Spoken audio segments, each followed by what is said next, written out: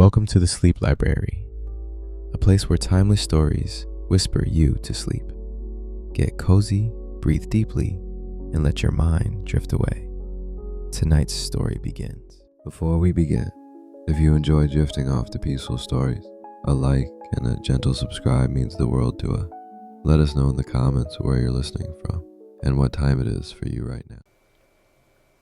The Secret Garden by Frances Hodgson Burnett. Chapter 1. There is no one left. When Mary Lennox was sent to Misselthwaite Manor to live with her uncle, everybody said she was the most disagreeable-looking child ever seen. It was true, too.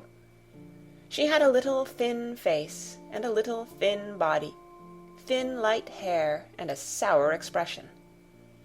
Her hair was yellow, and her face was yellow because she had been born in India, and had always been ill in one way or another. Her father had held a position under the English government, and had always been busy and ill himself, and her mother had been a great beauty who cared only to go to parties and amuse herself with gay people. She had not wanted a little girl at all, and when Mary was born she handed her over to the care of an ayah, who was made to understand that if she wished to please the Mem Sahib, she must keep the child out of sight as much as possible. So when she was a sickly, fretful, ugly little baby, she was kept out of the way, and when she became a sickly, fretful, toddling thing, she was kept out of the way also. She never remembered seeing familiarly anything but the dark faces of her ayah and the other native servants, and as they always obeyed her and gave her her own way in everything, because the Mem Sahib would be angry if she was disturbed by her crying, by the time she was 6 years old she was as tyrannical and selfish a little pig as ever lived. The young English governess who came to teach her to read and write disliked her so much that she gave up her place in 3 months. And when other governesses came to try to fill it, they always went away in a shorter time than the first one. So if Mary had not chosen to really want to know how to read books, she would never have learned her letters at all. One frightfully hot morning, when she was about 9 years old, she awakened feeling very cross, and she became crosser still when she saw that the servant who stood by her bedside was not her ayah. "Why did you come?" she said to the strange woman. "I will not let you stay. Send my ayah to me." The woman looked frightened, but she only stammered that the ayah could not come, and when Mary threw herself into a passion and beat and kicked her, she looked only more frightened, and repeated that it was not possible for the ayah to come to Missy Sahib. There was something mysterious in the air that morning. Nothing was done in its regular order, and several of the native servants seemed missing, while those whom Mary saw slunk or hurried about with ashy and scared faces. But no one would tell her anything, and her ayah did not come. She was actually left alone as the morning went on, and at last she wandered out into the garden and began to play by herself under a tree near the veranda.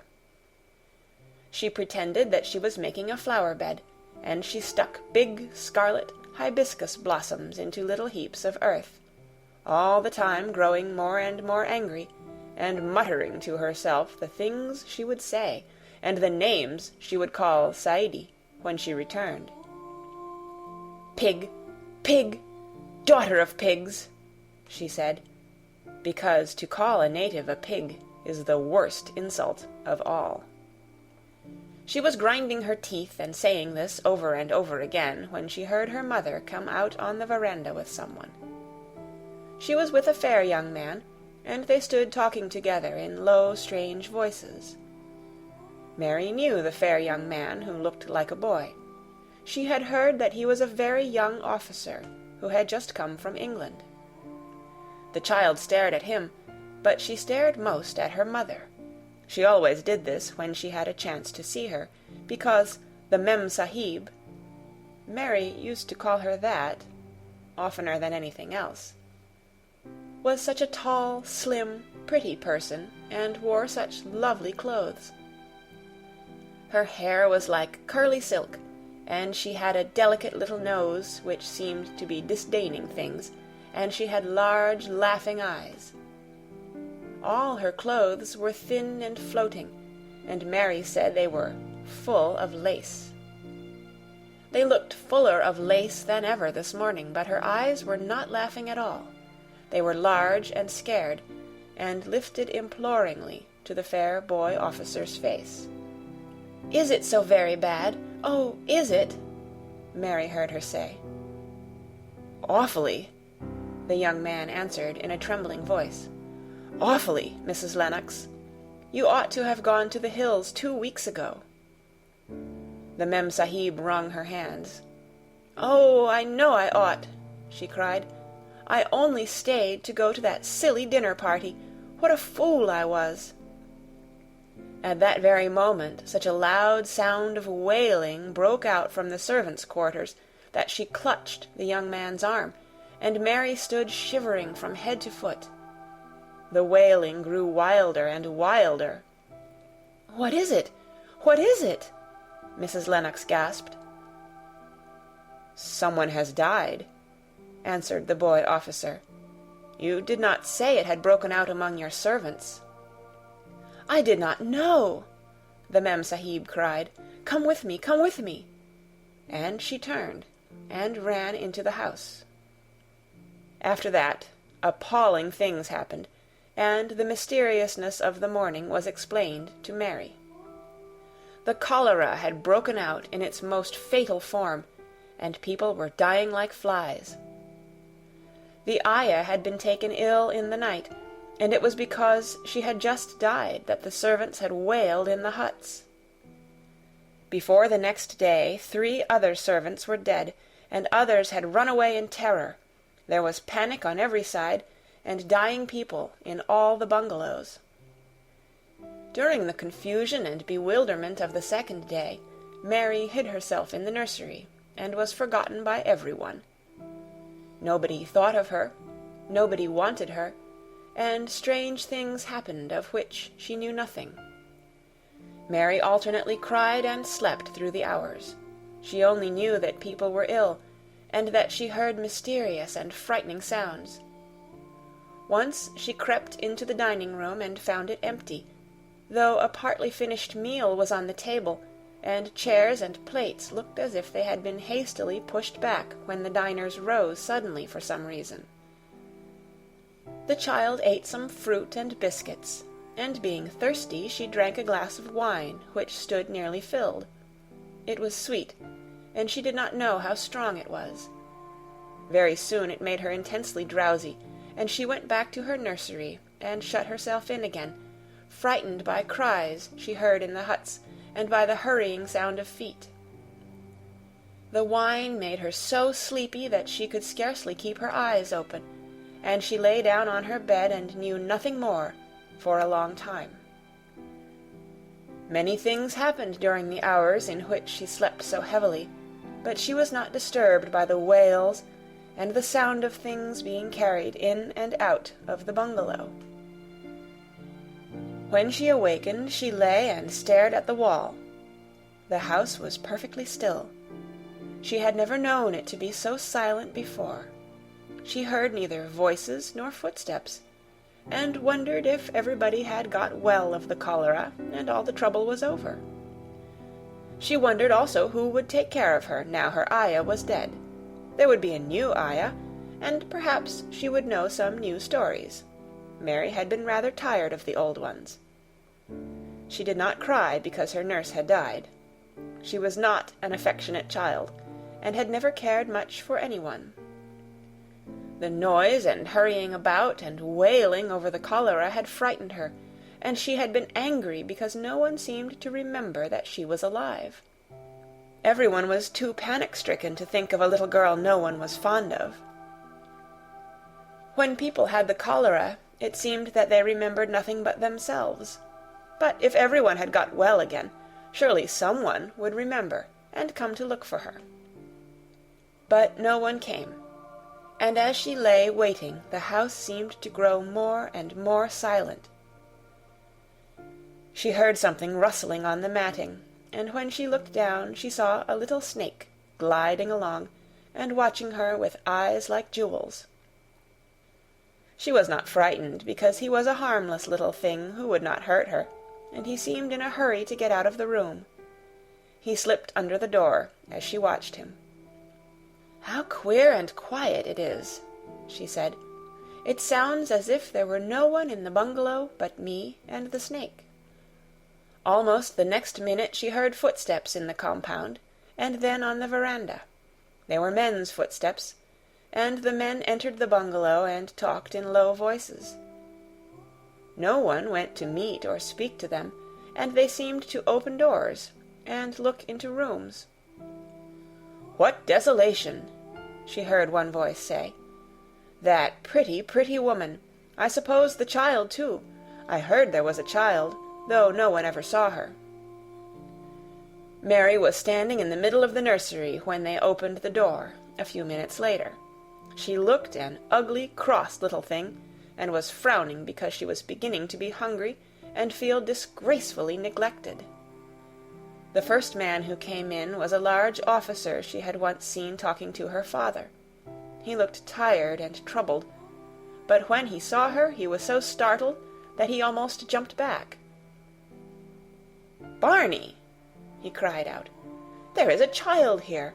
A child alone in a place like this! Mercy on us, who is she?"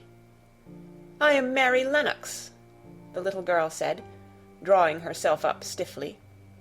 She thought the man was very rude to call her father's bungalow a place like this.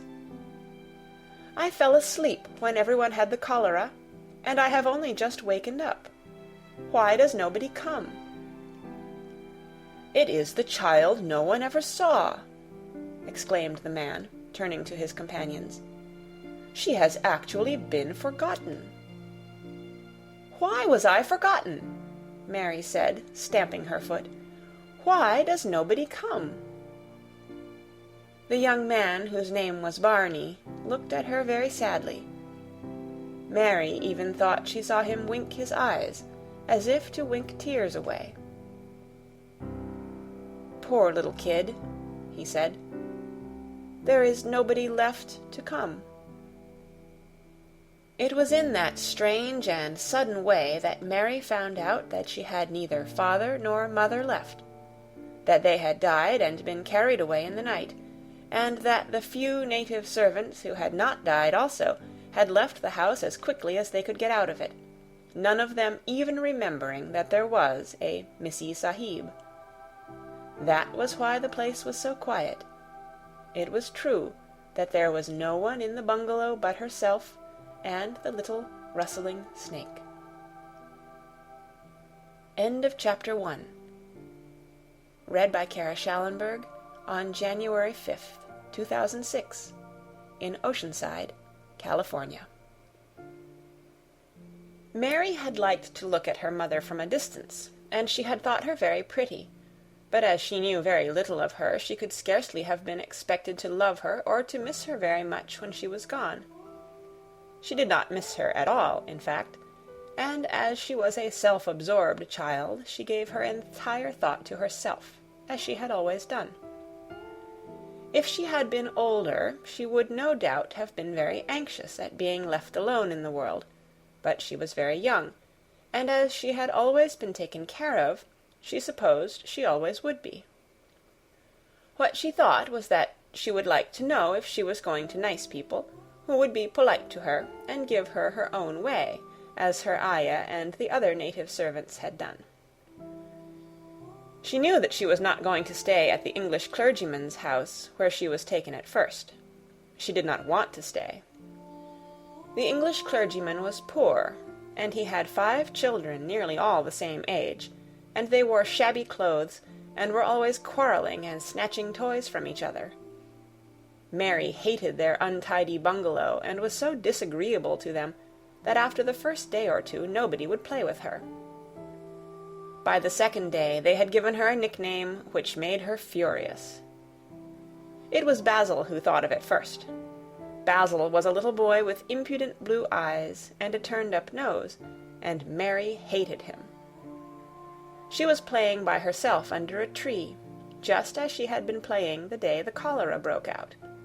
She was making heaps of earth and paths for a garden, and Basil came and stood near to watch her. Presently he got rather interested, and suddenly made a suggestion. "Why don't you put a heap of stones there, and pretend it is a rockery?" he said. "There, in the middle." And he leaned over her to point. "Go away!" cried Mary. "I don't want boys. Go away!" For a moment Basil looked angry, and then he began to tease. He was always teasing his sisters. He danced round and round her, and made faces, and sang and laughed. "Mistress Mary, quite contrary, how does your garden grow? With silver bells and cockle shells, and marigolds all in a row." He sang it until the other children heard and laughed too, and the crosser Mary got, the more they sang, "Mistress Mary, quite contrary." And after that, as long as she stayed with them, they called her Mistress Mary, quite contrary, when they spoke of her to each other, and often when they spoke to her.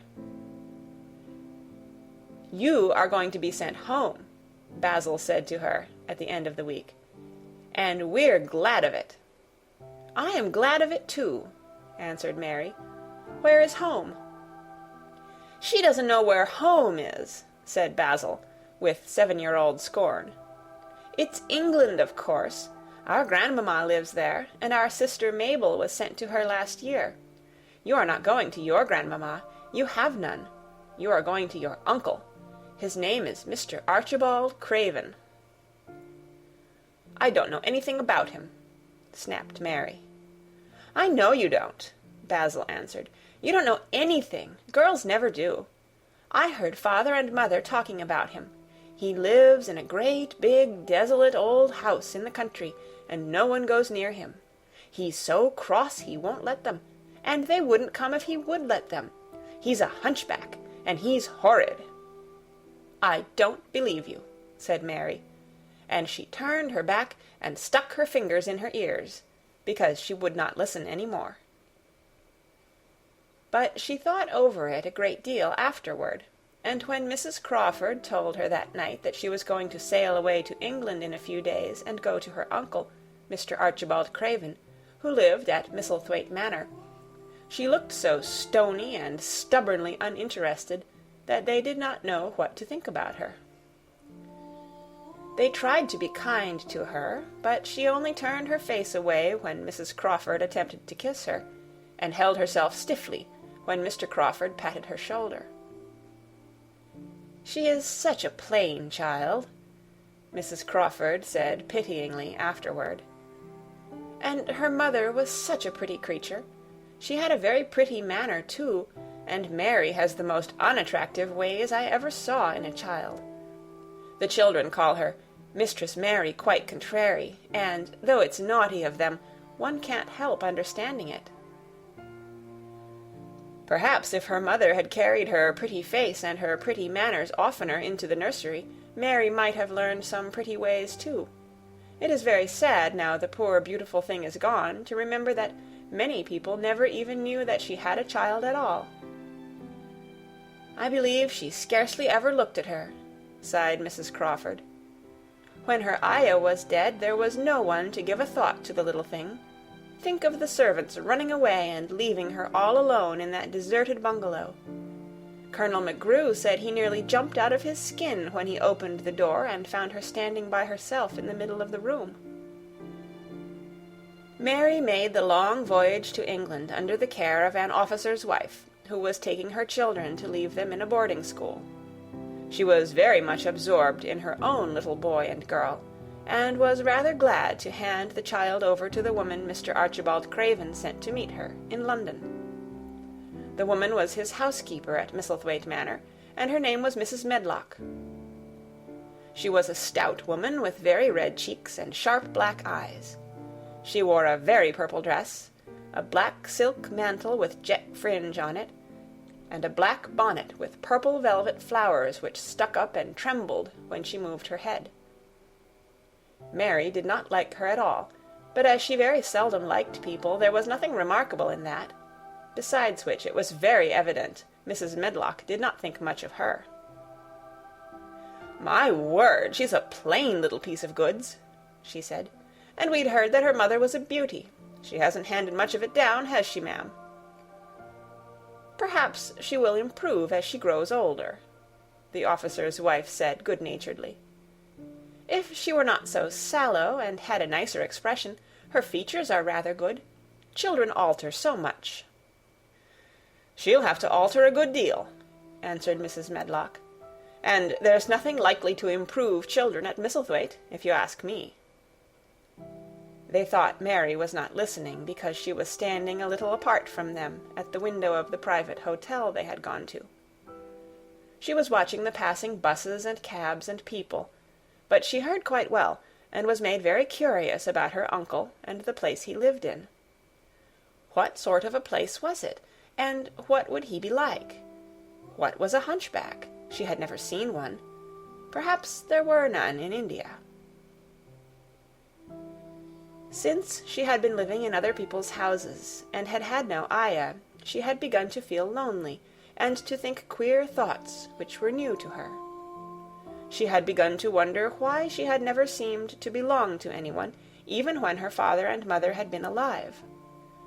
Other children seemed to belong to their fathers and mothers, but she had never seemed to really be anyone's little girl.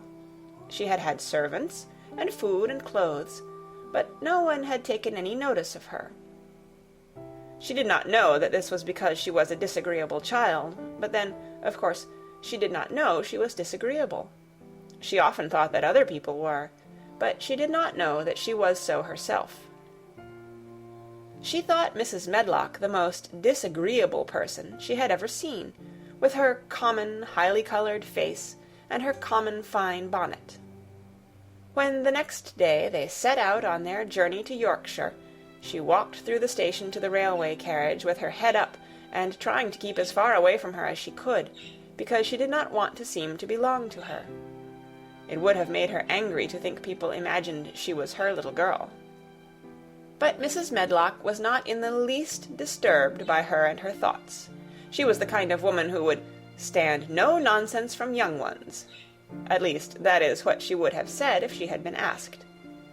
She had not wanted to go to London just when her sister Maria's daughter was going to be married, but she had a comfortable, well-paid place as housekeeper at Misselthwaite Manor, and the only way in which she could keep it was to do at once what Mr. Archibald Craven told her to do.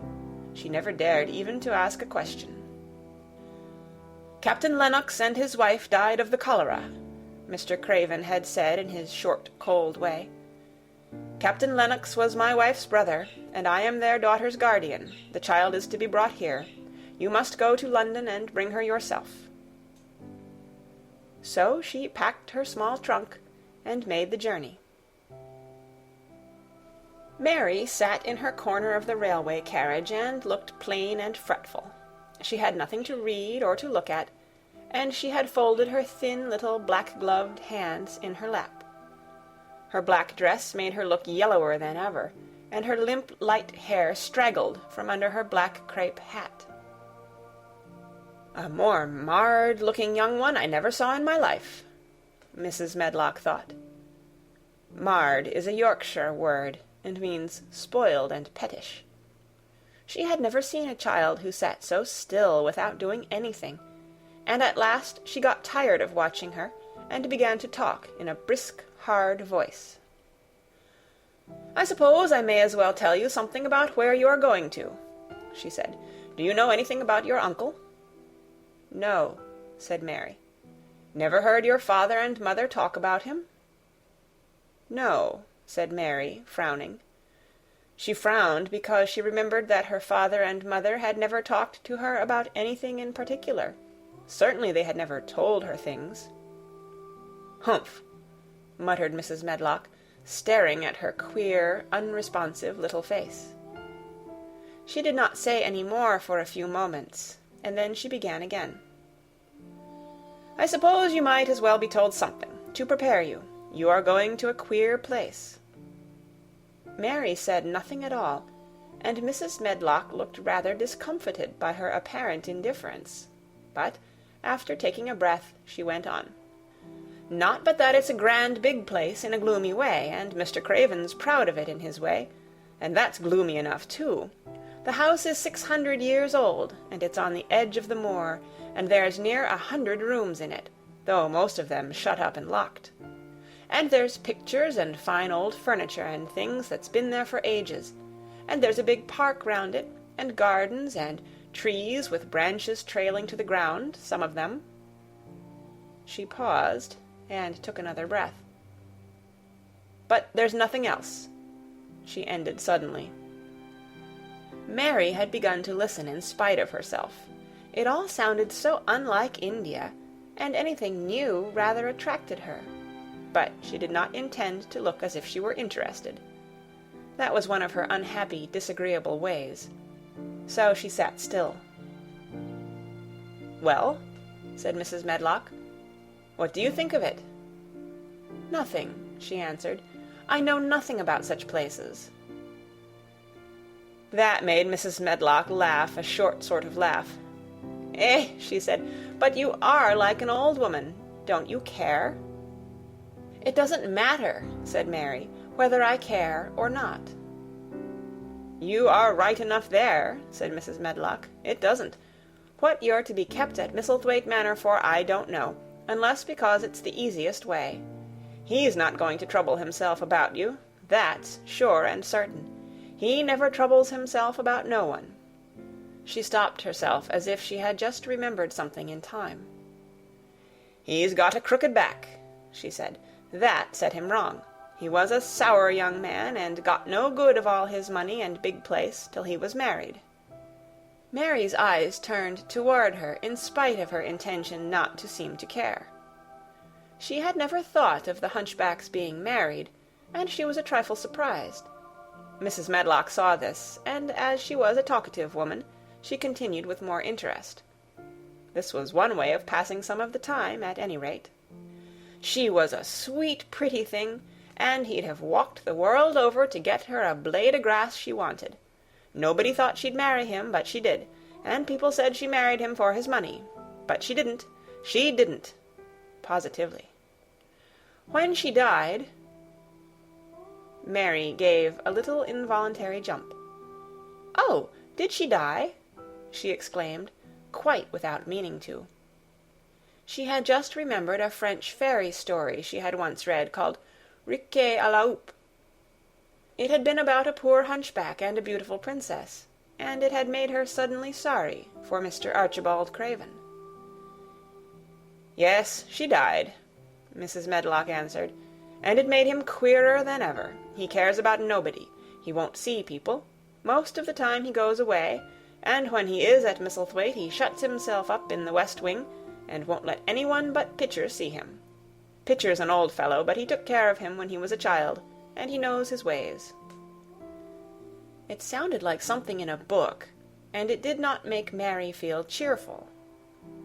A house with 100 rooms, nearly all shut up and with their doors locked, a house on the edge of a moor, whatsoever a moor was, sounded dreary. A man with a crooked back who shut himself up also. She stared out of the window with her lips pinched together, and it seemed quite natural that the rain should have begun to pour down in grey slanting lines, and splash and stream down the window panes. If the pretty wife had been alive, she might have made things cheerful by being something like her own mother, and by running in and out and going to parties, as she had done in frocks full of lace. But she was not there any more. "You needn't expect to see him, because 10 to 1 you won't," said Mrs. Medlock. "And you mustn't expect that there will be people to talk to you. You'll have to play about and look after yourself. You'll be told what rooms you can go into and what rooms you're to keep out of. There's gardens enough. But when you're in the house, don't go wandering and poking about. Mr. Craven won't have it." "I shall not want to go poking about," said sour little Mary. And just as suddenly as she had begun to be rather sorry for Mr. Archibald Craven, she began to cease to be sorry, and to think he was unpleasant enough to deserve all that had happened to him. and she turned her face toward the streaming panes of the window of the railway carriage, and gazed out at the gray rainstorm which looked as if it would go on for ever and ever. She watched it so long and steadily that the grayness grew heavier and heavier before her eyes, and she fell asleep. End of Chapter 2. Read by Kara Schallenberg on January 5th, 2006, in Oceanside, California. She slept a long time, and when she awakened, Mrs. Medlock had bought a lunch basket at one of the stations, and they had some chicken and cold beef and bread and butter and some hot tea. The rain seemed to be streaming down more heavily than ever, and everybody in the station wore wet and glistening waterproofs. The guard lighted the lamps in the carriage, and Mrs. Medlock cheered up very much over her tea and chicken and beef. She ate a great deal, and afterward fell asleep herself, and Mary sat and stared at her, and watched her fine bonnet slip on one side, until she herself fell asleep once more in the corner of the carriage, lulled by the splashing of the rain against the windows. It was quite dark when she awakened again. The train had stopped at a station, and Mrs. Medlock was shaking her. "You've had a sleep," she said. "It's time to open your eyes. We're at Thwaite Station, and we've got a long drive before us." Mary stood up and tried to keep her eyes open while Mrs. Medlock collected her parcels. The little girl did not offer to help her, because in India native servants always picked up or carried things, and it seemed quite proper that other people should wait on one. The station was a small one, and nobody but themselves seemed to be getting out of the train. The station-master spoke to Mrs. Medlock in a rough, good-natured way, pronouncing his words in a queer, broad fashion, which Mary found out afterward was Yorkshire. "I see thou's got back," he said, "and thou's brought the young un with thee." "Aye, that's her," answered Mrs. Medlock, speaking with a Yorkshire accent herself, and jerking her head over her shoulder toward Mary. "How's thy missus?" "Well enow. The carriage is waiting outside for thee." A brougham stood on the road before the little outside platform. Mary saw that it was a smart carriage, and that it was a smart footman who helped her in. His long waterproof coat and the waterproof covering of his hat were shining and dripping with rain, as everything was, the burly station-master included. When he shut the door, mounted the box with the coachman, and they drove off, the little girl found herself seated in a comfortably cushioned corner, but she was not inclined to go to sleep again. She sat and looked out of the window, curious to see something of the road over which she was being driven to the queer place Mrs. Medlock had spoken of. She was not at all a timid child, and she was not exactly frightened, but she felt that there was no knowing what might happen in a house with 100 rooms, nearly all shut up, a house standing on the edge of a moor. "What is a moor?" she said suddenly to Mrs. Medlock. "Look out of the window in about 10 minutes and you'll see," the woman answered. "We've got to drive 5 miles across Missel Moor before we get to the manor. You won't see much because it's a dark night, but you can see something." Mary asked no more questions, but waited in the darkness of her corner, keeping her eyes on the window. The carriage lamps cast rays of light a little distance ahead of them, and she caught glimpses of the things they passed. After they had left the station, they had driven through a tiny village, and she had seen whitewashed cottages and the lights of a public house. Then they had passed a church and a vicarage, and a little shop window or so in a cottage with toys and sweets and odd things set out for sale. Then they were on the high road, and she saw hedges and trees. After that there seemed nothing different for a long time, or at least it seemed a long time to her. At last the horses began to go more slowly, as if they were climbing uphill, and presently there seemed to be no more hedges and no more trees. She could see nothing, in fact, but a dense darkness on either side.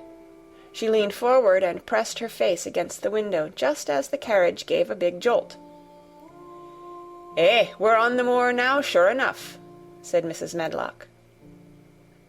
The carriage lamps shed a yellow light on a rough-looking road, which seemed to be cut through bushes and low-growing things which ended in the great expanse of dark apparently spread out before and around them. A wind was rising and making a singular, wild, low, rushing sound.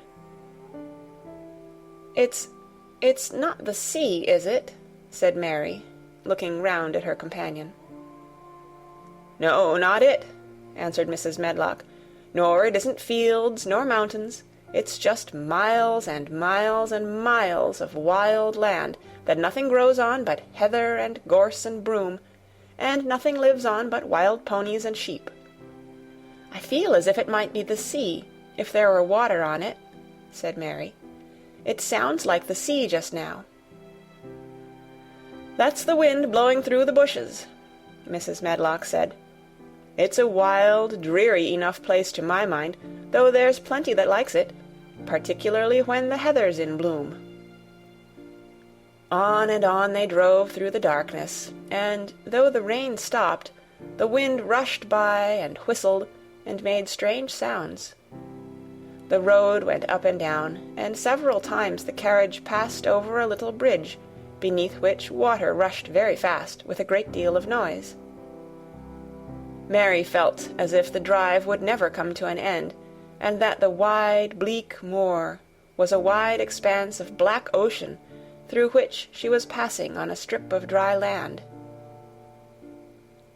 "I don't like it," she said to herself.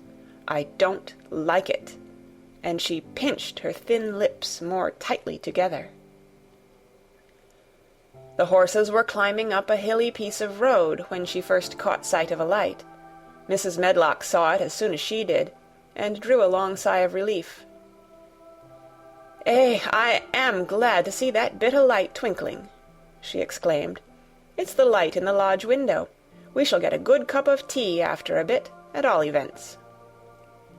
It was after a bit, as she said, for when the carriage passed through the park gates, there was still 2 miles of avenue to drive through, and the trees, which nearly met overhead, made it seem as if they were driving through a long, dark vault. They drove out of the vault into a clear space, and stopped before an immensely long but low-built house, which seemed to ramble round a stone court. At first Mary thought that there were no lights at all in the windows, but as she got out of the carriage she saw that one room in a corner upstairs showed a dull glow. The entrance door was a huge one made of massive, curiously shaped panels of oak, studded with big iron nails and bound with great iron bars. It opened into an enormous hall, which was so dimly lighted that the faces in the portraits on the walls and the figures in the suits of armor made Mary feel that she did not want to look at them. As she stood on the stone floor, she looked a very small, odd little black figure, and she felt as small and lost and odd as she looked. A neat, thin old man stood near the manservant who opened the door for them. "You are to take her to her room," he said in a husky voice. "He doesn't want to see her. He's going to London in the morning." "Very well, Mr. Pitcher," Mrs. Medlock answered. "So long as I know what's expected of me, I can manage." "What's expected of you, Mrs. Medlock," Mr. Pitcher said, "is that you make sure that he's not disturbed, and that he doesn't see what he doesn't want to see." And then Mary Lennox was led up a broad staircase, and down a long corridor, and up a short flight of steps, and through another corridor, and another, until a door opened in a wall, and she found herself in a room with a fire in it, and a supper on a table. Mrs. Medlock said unceremoniously, "Well, here you are. This room and the next are where you'll live, and you must keep to them. Don't you forget that." It was in this way Mistress Mary arrived at Misselthwaite Manor, and she had perhaps never felt quite so contrary in all her life. End of Chapter 3. Read by Kara Schallenberg on January 11th, 2006, in Oceanside, California. When she opened her eyes in the morning, it was because a young housemaid had come into her room to light the fire and was kneeling on the hearth-rug, raking out the cinders noisily. Mary lay and watched her for a few moments, and then began to look about the room. She had never seen a room at all like it, and thought it curious and gloomy. The walls were covered with tapestry, with a forest scene embroidered on it. There were fantastically dressed people under the trees, and in the distance there was a glimpse of the turrets of a castle. There were hunters and horses and dogs and ladies. Mary felt as if she were in the forest with them. Out of a deep window she could see a great climbing stretch of land, which seemed to have no trees on it, and to look rather like an endless, dull, purplish sea. "What is that?" she said, pointing out of the window. Martha, the young housemaid, who had just risen to her feet, looked and pointed also. "That there?" she said. "Yes." "That's the moor," with a good-natured grin. "Does thee like it?" "No," answered Mary. "I hate it." "That's because thou art not used to it," Martha said, going back to her hearth. "Thou thinks it's too big and bare now, but thou will like it." "Do you?" inquired Mary. "Aye, that I do," answered Martha, cheerfully polishing away at the grate. "I just love it. It's none bare. It's covered wi' growing things as smells sweet. It's fair lovely in spring and summer when the gorse and broom and heather's in flower. It smells o' honey, and there's such a lot of fresh air, and the sky looks so high, and the bees and skylarks make such a nice noise, hummin' and singin'. I wouldn't live away from the moor for anythin'." Mary listened to her with a grave, puzzled expression. The native servants she had been used to in India were not in the least like this. They were obsequious and servile, and did not presume to talk to their masters as if they were their equals. They made salams and called them "protector of the poor," and names of that sort. Indian servants were commanded to do things, not asked. It was not the custom to say "please" and "thank you," and Mary had always slapped her Ayah in the face when she was angry. She wondered a little what this girl would do if one slapped her in the face. She was a round, rosy, good-natured-looking creature, but she had a sturdy way which made Mistress Mary wonder if she might not even slap back, if the person who slapped her was only a little girl. "You are a strange servant," she said from her pillows, rather haughtily. Martha sat up on her heels with her blacking brush in her hand, and laughed, without seeming the least out of temper. "I know that," she said. "If there was a grand missus at Misselthwaite, I should never have been even one of the under-housemaids. I might have been let to be scullery-maid, but I'd never have been let upstairs. I'm too common, and I talk too much Yorkshire. But this is a funny house for all it's so grand. Seems like there's neither master nor mistress, except Mr. Pitcher and Mrs. Medlock. Mr. Craven, he won't be troubled about anything when he's here, and he's nearly always away. Mrs. Medlock gave me the place out of kindness. She told me she could never have done it if Misselthwaite had been like other big houses." "Are you going to be my servant?" Mary asked, still in her imperious little Indian way. Martha began to rub her grate again. "I'm Mrs. Medlock's servant," she said stoutly, "and she's Mr. Craven's. But I'm to do the housemaid's work up here and wait on you a bit. But you won't need much waitin' on." "Who is going to dress me?" demanded Mary. Martha sat up on her heels again and stared. She spoke in broad Yorkshire in her amazement. "Canna tha dress thysen?" she said. "What do you mean? I don't understand your language," said Mary. I forgot," Martha said. "Mrs. Medlock told me I'd have to be careful, or you wouldn't know what I was saying. I mean, can't you put on your own clothes?" "No," answered Mary, quite indignantly. "I never did in my life. My Ayah dressed me, of course." "Well," said Martha, evidently not in the least aware that she was impudent, "it's time thou should learn. Thou cannot begin younger. It'll do thee good to wait on thysen a bit.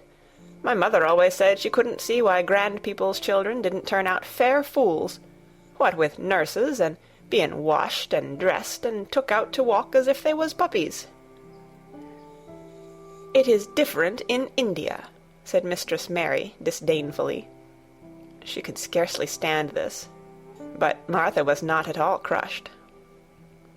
I can see it's different," she answered, almost sympathetically. "I dare say it's because there's such a lot of blacks there, instead of respectable white people. When I heard you was coming from India, I thought you was a black too." Mary sat up in bed, furious. "What?" she said. "What? You thought I was a native? You daughter of a pig!" Martha stared and looked hot. "Who are you calling names?" she said. "You needn't be so vexed. That's not the way for a young lady to talk. I've nothing against the blacks. When you read about 'em in tracts, they're always very religious. You always read as a black's a man and a brother. I've never seen a black, and I was fair pleased to think I was going to see one close. When I come in to light your fire this morning, I crept up to your bed and pulled the cover back careful to look at you. And there you was," disappointedly. "No more black than me, for all you're so yeller." Mary did not even try to control her rage and humiliation. "You thought I was a native? You dared? You don't know anything about natives. They're not people. They're servants who must salaam to you. You know nothing about India. You know nothing about anything." She was in such a rage, and felt so helpless before the girl's simple stare, and somehow she suddenly felt so horribly lonely and far away from everything she understood, and which understood her, that she threw herself face downward on the pillows and burst into passionate sobbing. Martha was a little frightened, and quite sorry for her. She went to the bed and bent over her. You mustn't cry like that there," she begged. "You mustn't for sure. I didn't know you'd be vexed. I don't know anything about anything, just like you said. I beg your pardon, miss. Do stop crying." There was something comforting and really friendly in her queer Yorkshire speech and sturdy way, which had a good effect on Mary. She gradually ceased crying and became quiet. Martha looked relieved. "It's time for thee to get up now," she said. "Mrs. Medlock said I was to carry the breakfast and tea and dinner into the room next to this. It's been made into a nursery for thee. I'll help thee on with thy clothes if thou get out of bed. If the buttons are at the back, thou cannot button them up thyself." When Mary at last decided to get up, the clothes Martha took from the wardrobe were not the ones she had worn when she arrived the night before with Mrs. Medlock.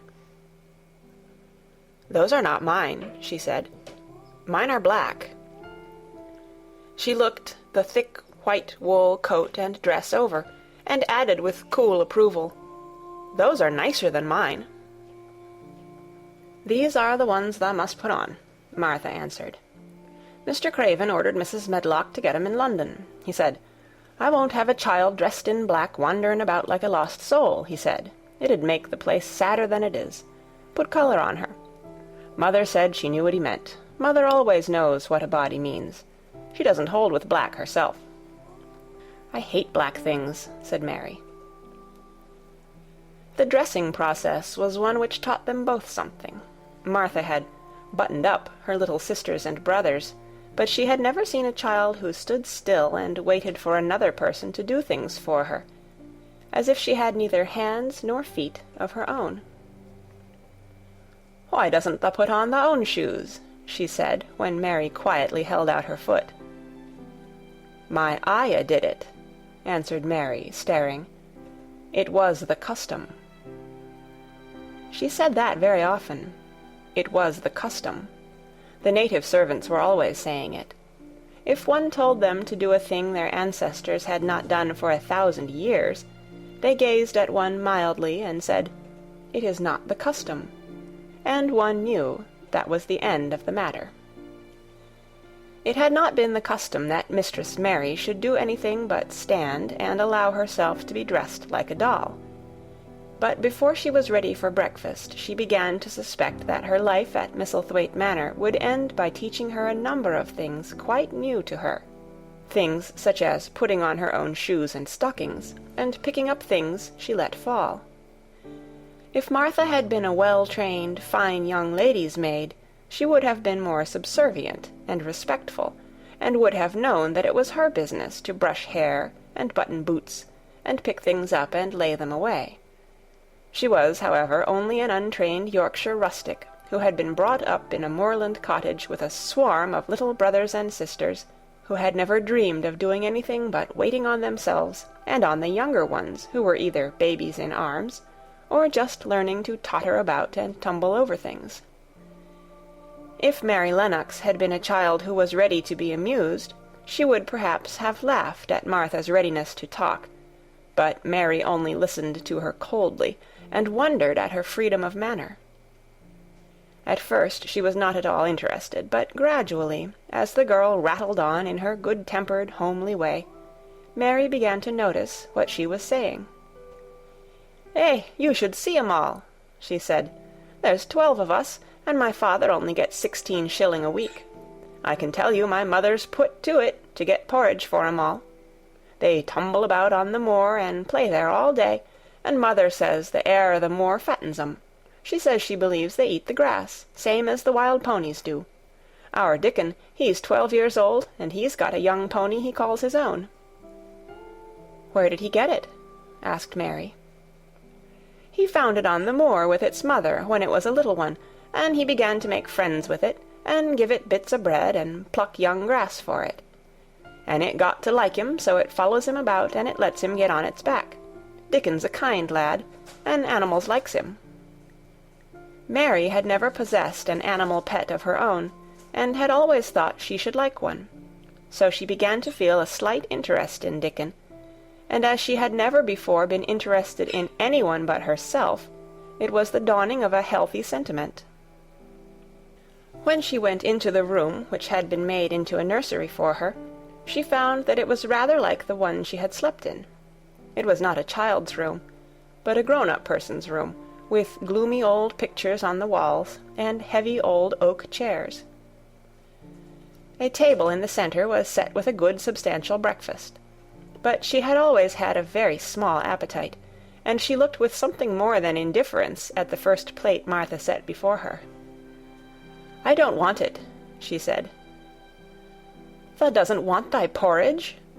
Martha exclaimed incredulously. "No." "Thou doesn't know how good it is. Put a bit of treacle on it, or a bit of sugar." "I don't want it," repeated Mary. Said Martha, "I can't abide to see good victuals go to waste. If our children was at this table, they'd clean it bare in 5 minutes." "Why?" said Mary coldly. "Why?" echoed Martha. "Because they scarce ever had their stomachs full in their lives. They're as hungry as young hawks and foxes." "I don't know what it is to be hungry," said Mary, with the indifference of ignorance. Martha looked indignant. "Well, it would do thee good to try it. I can see that plain enough," she said outspokenly. "I've no patience with folk as sits and just stares at good bread and meat. My word, don't I wish Dickon and Phil and Jane and the rest of 'em had what's here under their pinafores." "Why don't you take it to them?" suggested Mary. "It's not mine," answered Martha stoutly, "and this isn't my day out. I get my day out once a month, same as the rest. Then I go home and clean up for mother and give her a day's rest." Mary drank some tea and ate a little toast and some marmalade. "You wrap up warm and run out and play, you," said Martha. "It'll do you good, and give you some stomach for your meat." Mary went to the window. There were gardens and paths and big trees, but everything looked dull and wintry. Out? Why should I go out on a day like this? Well, if thou doesn't go out, thou'lt have to stay in, and what has thou got to do? Mary glanced about her. There was nothing to do. When Mrs. Medlock had prepared the nursery, she had not thought of amusement. Perhaps it would be better to go and see what the gardens were like. "Who will go with me?" she inquired. Martha stared. "You'll go by yourself," she answered. "You'll have to learn to play like other children does when they haven't got sisters and brothers. Our Dickon goes off on the moor by himself and plays for hours. That's how he made friends with the pony. He's got sheep on the moor that knows him, and birds as comes and eats out of his hand. However little there is to eat, he always saves a bit of bread to coax his pets." It was really this mention of Dickon which made Mary decide to go out, though she was not aware of it. There would be birds outside, though there would not be ponies or sheep. They would be different from the birds in India, and it might amuse her to look at them. Martha found her coat and hat for her, and a pair of stout little boots, and she showed her her way downstairs. "If thou goes round that way, thou'll come to the gardens," she said, pointing to a gate in a wall of shrubbery. "There's lots of flowers in summer-time, but there's nothing bloomin' now." She seemed to hesitate a second before she added, "One of the gardens is locked up. No one has been in it for 10 years. "Why?" asked Mary, in spite of herself. Here was another locked door, added to the 100 in the strange house. "Mr. Craven had it shut when his wife died so sudden. He won't let no one go inside. It was her garden. He locked the door and dug a hole and buried the key. There's Mrs. Medlock's bell ringing. I must run." After she was gone, Mary turned down the walk which led to the door in the shrubbery. She could not help thinking about the garden which no one had been into for 10 years. She wondered what it would look like and whether there were any flowers still alive in it. When she had passed through the shrubbery gate, she found herself in great gardens, with wide lawns and winding walks with clipped borders. There were trees and flower beds and evergreens clipped into strange shapes, and a large pool with an old gray fountain in its midst. But the flower beds were bare and wintry, and the fountain was not playing. This was not the garden which was shut up. How could a garden be shut up? You could always walk into a garden. She was just thinking this when she saw that, at the end of the path she was following, there seemed to be a long wall, with ivy growing over it. She was not familiar enough with England to know that she was coming upon the kitchen gardens, where the vegetables and fruit were growing. She went toward the wall and found that there was a green door in the ivy, and that it stood open. This was not the closed garden, evidently, and she could go into it.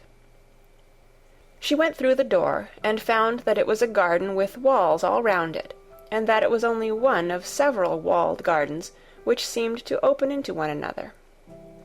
She saw another open green door, revealing bushes and pathways between beds containing winter vegetables. Fruit trees were trained flat against the wall, and over some of the beds there were glass frames. The place was bare and ugly enough, Mary thought, as she stood and stared about her. It might be nicer in summer when things were green, but there was nothing pretty about it now.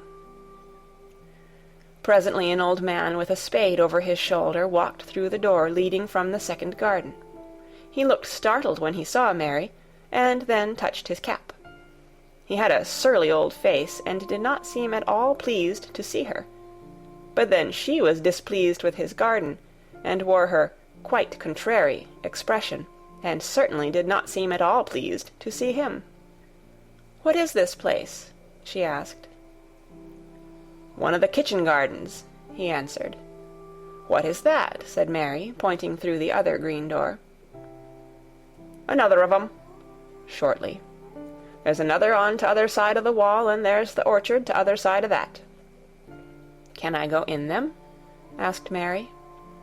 "If thou likes, but there's nowt to see." Mary made no response. She went down the path and through the second green door. There she found more walls, and winter vegetables, and glass frames. But in the second wall there was another green door, and it was not open. Perhaps it led into the garden which no one had seen for 10 years.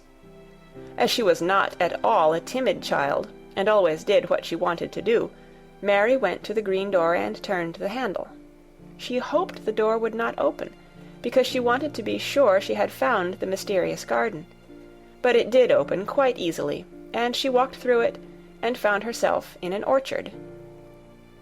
There were walls all round it also, and trees trained against them. And there were bare fruit trees growing in the winter-browned grass, but there was no green door to be seen anywhere. Mary looked for it, and yet, when she had entered the upper end of the garden, she had noticed that the wall did not seem to end with the orchard, but to extend beyond it, as if it enclosed a place at the other side. She could see the tops of trees above the wall, and when she stood still she saw a bird with a bright red breast sitting on the topmost branch of one of them, and suddenly he burst into his winter song, almost as if he had caught sight of her, and was calling to her.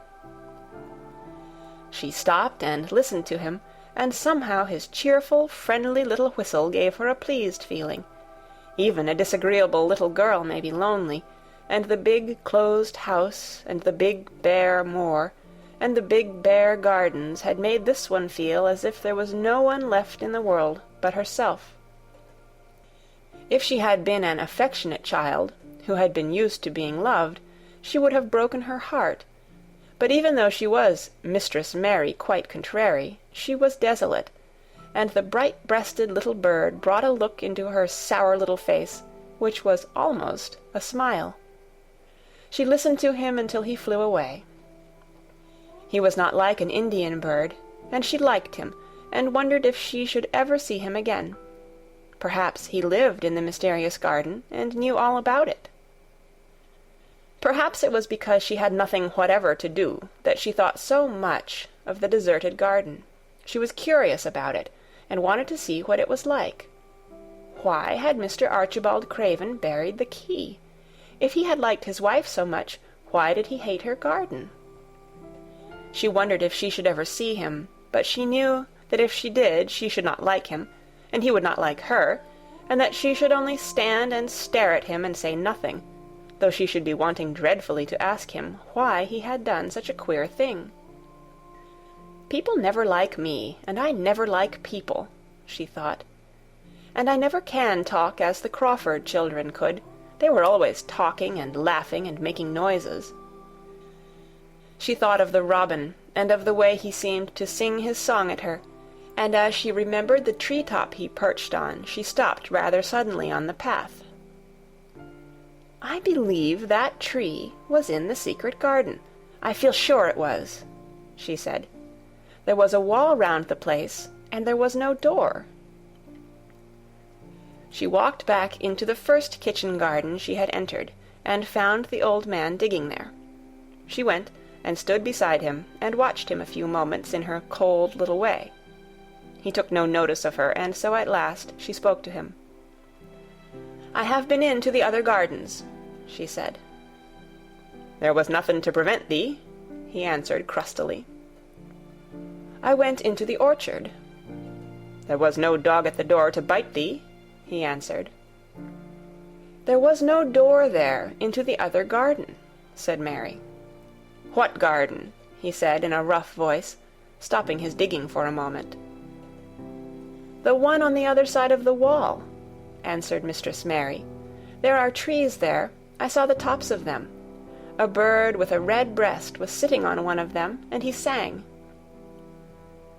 To her surprise, the surly old weather-beaten face actually changed its expression. A slow smile spread over it, and the gardener looked quite different. It made her think that it was curious how much nicer a person looked when he smiled. She had not thought of it before.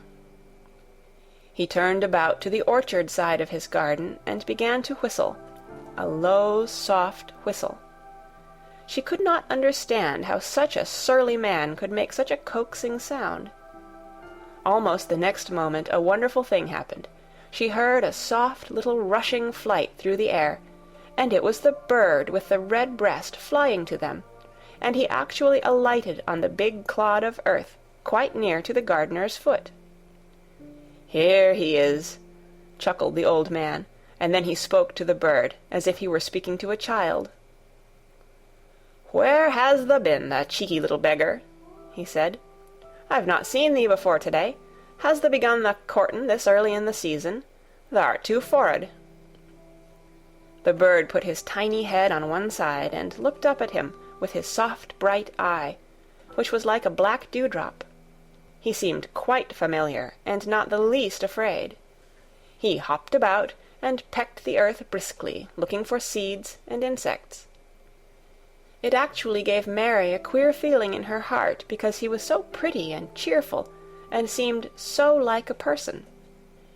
He had a tiny, plump body and a delicate beak and slender, delicate legs. "Will he always come when you call him?" she asked, almost in a whisper. "Aye, that he will. I've knowed him ever since he was a fledgling. He come out of the nest in the other garden, and when first he flew over the wall he was too weak to fly back for a few days, and we got friendly. When he went over the wall again, the rest of the brood was gone, and he was lonely, and he come back to me." "What kind of a bird is he?" Mary asked. "Doesn't thou know? He's a robin redbreast, and they're the friendliest, curiousest birds alive. They're almost as friendly as dogs, if you know how to get on with 'em. Watch him pecking about there and looking round at us now and again. He knows we're talking about him." It was the queerest thing in the world to see the old fellow. He looked at the plump little scarlet waistcoated bird as if he were both proud and fond of him. "He's a conceited one," he chuckled. "He likes to hear folk talk about him, and curious, bless me, there never was his like for curiosity and meddlin'. He's always comin' to see what I'm plantin'. He knows all the things Mester Craven never troubles hisself to find out. He's the head gardener, he is." The robin hopped about, busily pecking the soil, and now and then stopped and looked at them a little. Mary thought his black dewdrop eyes gazed at her with great curiosity. It really seemed as if he were finding out all about her. The queer feeling in her heart increased. "Where did the rest of the brood fly to?" she asked. "There's no knowin'. The old ones turn 'em out of their nest and make 'em fly, and they're scattered before you know it. This one was a knowin' one, and he knew he was lonely." Mistress Mary went a step nearer to the robin and looked at him very hard. "I'm lonely," she said. She had not known before that this was one of the things which made her feel sour and cross. She seemed to find it out when the robin looked at her, and she looked at the robin. The old gardener pushed his cap back on his bald head and stared at her a minute. "Art thou the little wench from India?" he asked. Mary nodded. "Then no wonder thou'rt lonely. Thou'lt be lonelier before thou's done," he said. He began to dig again, driving his spade deep into the rich black garden soil, while the robin hopped about, very busily employed. "What is your name?" Mary inquired. He stood up to answer her. "Ben Weatherstaff," he answered, and then he added with a surly chuckle, "I'm lonely mysel', except when he's with me," and he jerked his thumb toward the robin. "He's the only friend I've got." "I have no friends at all," said Mary. "I never had. My Ayah didn't like me, and I never played with anyone." It is a Yorkshire habit to say what you think with blunt frankness, and old Ben Weatherstaff was a Yorkshire moor-man. "Tha and me are a good bit alike," he said. "We was wove out of the same cloth. We're neither of us good-lookin', and we're both of us as sour as we look. We've got the same nasty tempers, both of us, I'll warrant." This was plain speaking, and Mary Lennox had never heard the truth about herself in her life. Native servants always salaamed and submitted to you whatever you did. She had never thought much about her looks, but she wondered if she was as unattractive as Ben Weatherstaff, and she also wondered if she looked as sour as he had looked before the robin came. She actually began to wonder also if she was nasty-tempered. She felt uncomfortable. Suddenly a clear, rippling little sound broke out near her, and she turned round. She was standing a few feet from a young apple-tree, and the robin had flown on to one of its branches and had burst out into a scrap of a song. Ben Weatherstaff laughed outright. "What did he do that for?" asked Mary. "He's made up his mind to make friends with thee," replied Ben. "Dang me if he hasn't took a fancy to thee." "To me?" said Mary, and she moved toward the little tree softly and looked up. "Would you make friends with me?" she said to the robin, just as if she was speaking to a person. "Would you?" And she did not say it either in her hard little voice or in her imperious Indian voice, but in a tone so soft and eager and coaxing that Ben Weatherstaff was as surprised as she had been when she heard him whistle. "Why," he cried out, "thus said that as nice and human as if there was a real child instead of a sharp old woman. Thus said it almost like Dickon talks to his wild things on the moor." "Do you know Dickon?" Mary asked, turning round rather in a hurry. "Everybody knows him. Dickon's wanderin' about everywhere. The very blackberries and heather-bells knows him. I warrant the foxes shows him where their cubs lies, and the skylarks don't hide their nests from him." Mary would have liked to ask some more questions. She was almost as curious about Dickon as she was about the deserted garden. But just that moment the robin, who had ended his song, gave a little shake of his wings, spread them, and flew away. He had made his visit, and had other things to do. "He has flown over the wall," Mary cried out, watching him. "He has flown into the orchard. He has flown across the other wall into the garden where there is no door." "He lives there," said old Ben. "He came out of the egg there. If he's courtin', he's making up to some young madam of a robin that lives among the old rose-trees there." "Rose-trees?" said Mary. "Are there rose-trees?" Ben Weatherstaff took up his spade again and began to dig. "There was 10 year ago," he mumbled. "I should like to see them," said Mary. "Where is the green door? There must be a door somewhere."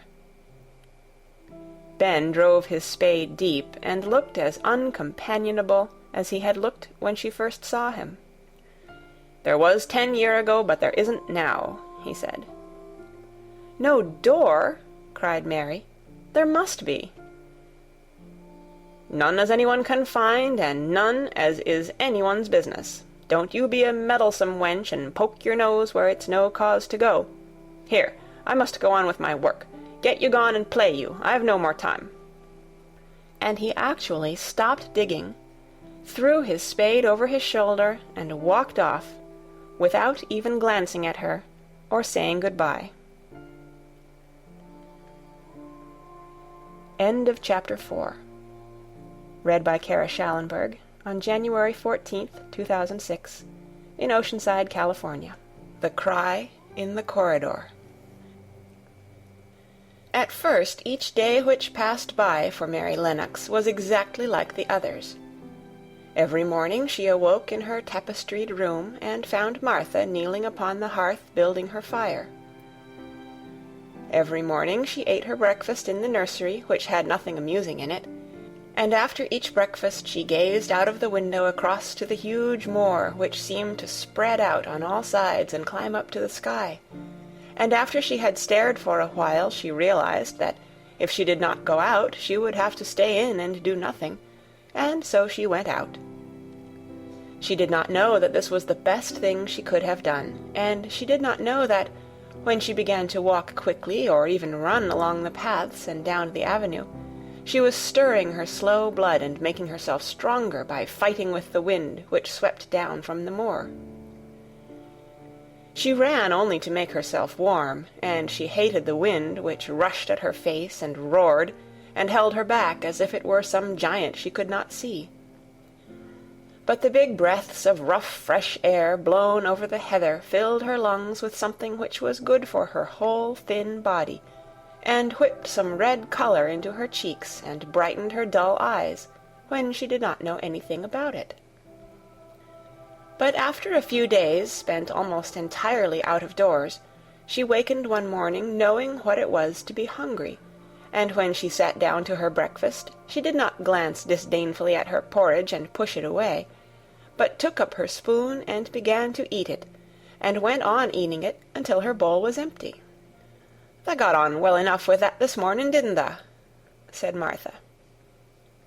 "It tastes nice today," said Mary, feeling a little surprised herself.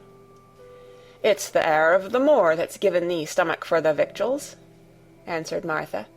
"It's lucky for thee that thou's got victuals as well as appetite. There's been 12 in our cottage as had the stomach and nothing to put in it. You go on playing you out o' doors every day, and you'll get some flesh on your bones, and you won't be so yeller." "I don't play," said Mary. "I have nothing to play with."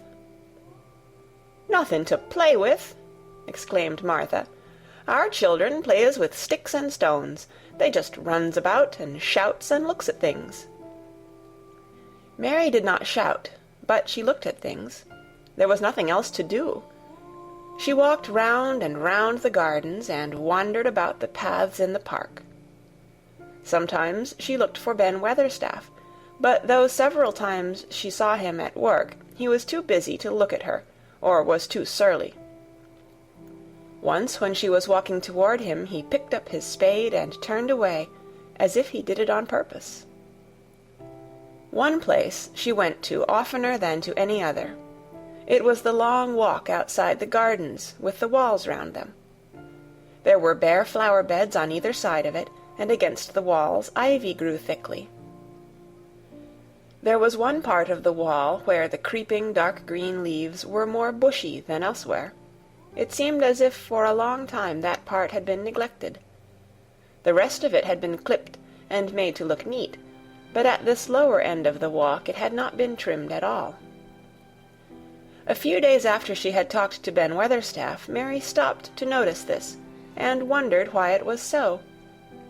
She had just paused, and was looking up at a long spray of ivy swinging in the wind, when she saw a gleam of scarlet, and heard a brilliant chirp, and there, on the top of the wall, perched Ben Weatherstaff's robin redbreast, tilting forward to look at her with his small head on one side. "Oh!" she cried out. "Is it you? Is it you?"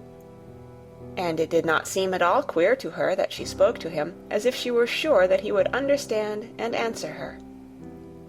He did answer. He twittered and chirped and hopped along the wall as if he were telling her all sorts of things. It seemed to Mistress Mary as if she understood him too, though he was not speaking in words. It was as if he said, "Good morning! Isn't the wind nice? Isn't the sun nice? Isn't everything nice? Let us both chirp and hop and twitter. Come on, come on." Mary began to laugh, and as he hopped and took little flights along the wall, she ran after him. Poor little thin, sallow, ugly Mary! She actually looked almost pretty for a moment. "I like you, I like you," she cried out, pattering down the walk, and she chirped and tried to whistle, which last she did not know how to do in the least. But the robin seemed to be quite satisfied, and chirped and whistled back at her. At last he spread his wings, and made a darting flight to the top of a tree, where he perched and sang loudly. That reminded Mary of the first time she had seen him. He had been swinging on a tree-top then, and she had been standing in the orchard. Now she was on the other side of the orchard, and standing in the path outside a wall, much lower down, and there was the same tree inside. "It's the garden no one can go into," she said to herself. "It's the garden without a door. He lives in there. How I wish I could see what it is like." She ran up the walk to the green door she had entered the first morning. Then she ran down the path through the other door, and then into the orchard, and when she stood and looked up, there was the tree on the other side of the wall, and there was the robin just finishing his song, and beginning to preen his feathers with his beak. "It is the garden," she said. "I am sure it is." She walked round and looked closely at that side of the orchard wall, but she only found what she had found before, that there was no door in it. Then she ran through the kitchen gardens again, and out into the walk outside the long ivy-covered wall, and she walked to the end of it and looked at it, but there was no door, and then she walked to the other end, looking again, but there was no door. "It's very queer," she said. "Ben Weatherstaff said there was no door, and there is no door. But there must have been one 10 years ago, because Mr. Craven buried the key." This gave her so much to think of that she began to be quite interested, and feel that she was not sorry that she had come to Misselthwaite Manor. In India she had always felt hot and too languid to care much about anything. The fact was that the fresh wind from the moor had begun to blow the cobwebs out of her young brain, and to waken her up a little. She stayed out of doors nearly all day, and when she sat down to her supper at night she felt hungry and drowsy and comfortable. She did not feel cross when Martha chattered away. She felt as if she rather liked to hear her, and at last she thought she would ask her a question. She asked it after she had finished her supper and had sat down on the hearth-rug before the fire. "Why did Mr. Craven hate the garden?" she said.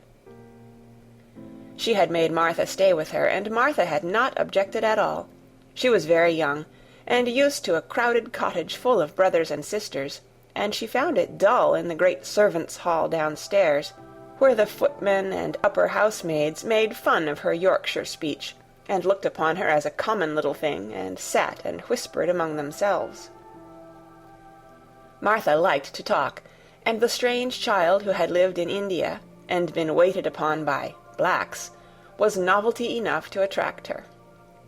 She sat down on the hearth herself without waiting to be asked. "Art tha thinking about that garden yet?" she said. "I knew tha would. That was just the way with me when I first heard about it." "Why did he hate it?" Mary persisted. Martha tucked her feet under her and made herself quite comfortable. "Listen to the wind wuthering round the house," she said. "You could bear stand up on the moor if you was out on it tonight." Mary did not know what wuthering meant until she listened, and then she understood. It must mean that hollow, shuddering sort of roar, which rushed round and round the house as if the giant no one could see were buffeting it and beating at the walls and windows to try to break in. But one knew he could not get in, and somehow it made one feel very safe and warm inside a room with a red coal fire. "But why did he hate it so?" she asked, after she had listened. She intended to know, if Martha did. Then Martha gave up her store of knowledge. "Mind," she said, "Mrs. Medlock said it's not to be talked about. There's lots of things in this place that's not to be talked over. That's Mr. Craven's orders. His troubles are none servant's business, he says. But for the garden he wouldn't be like he is. It was Mrs. Craven's garden that she had made when first they were married, and she just loved it. And they used to tend the flowers themselves, and none of the gardeners was ever let to go in. Him and her used to go in and shut the door, and stay there hours and hours, readin' and talkin'. And she was just a bit of a girl, and there was an old tree with a branch bent like a seat on it.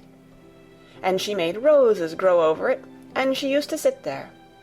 But one day when she was sittin' there, the branch broke, and she fell on the ground, and was hurt so bad that next day she died. The doctors thought he'd go out of his mind and die too. That's why he hates it. No one's never gone in since, and he won't let anyone talk about it." Mary did not ask any more questions. She looked at the red fire and listened to the wind wutherin'. It seemed to be wutherin' louder than ever. At that moment a very good thing was happening to her. 4 good things had happened to her, in fact, since she came to Misselthwaite Manor. She had felt as if she had understood a robin, and that he had understood her. She had run in the wind until her blood had grown warm. She had been healthily hungry for the first time in her life, and she had found out what it was to be sorry for someone. But as she was listening to the wind, she began to listen to something else. She did not know what it was, because at first she could scarcely distinguish it from the wind itself. It was a curious sound. It seemed almost as if a child were crying somewhere. Sometimes the wind sounded rather like a child crying, but presently Mistress Mary felt quite sure this sound was inside the house, not outside it. It was far away, but it was inside. She turned round and looked at Martha. "Do you hear anyone crying?" she said. Martha suddenly looked confused. "No," she answered. "It's the wind. Sometimes it sounds like as if someone was lost on the moor and wailin'. It's got all sorts of sounds." "But listen," said Mary. "It's in the house, down one of those long corridors." And at that very moment a door must have been opened somewhere downstairs, for a great rushing draught blew along the passage, and the door of the room they sat in was blown open with a crash, and as they both jumped to their feet the light was blown out, and the crying sound was swept down the far corridor, so that it was to be heard more plainly than ever. "There," said Mary, "I told you so. It is someone crying, and it isn't a grown-up person." Martha ran and shut the door and turned the key, but before she did it they both heard the sound of a door in some far passage shutting with a bang, and then everything was quiet, for even the wind ceased wutherin' for a few moments. "It was the wind," said Martha stubbornly, "and if it wasn't, it was little Betty Butterworth, the scullery maid. She's had the toothache all day." But something troubled and awkward in her manner made Mistress Mary stare very hard at her. She did not believe she was speaking the truth. End of Chapter 5. Read by Kara Schallenberg on January 17th, 2006, in Oceanside, California.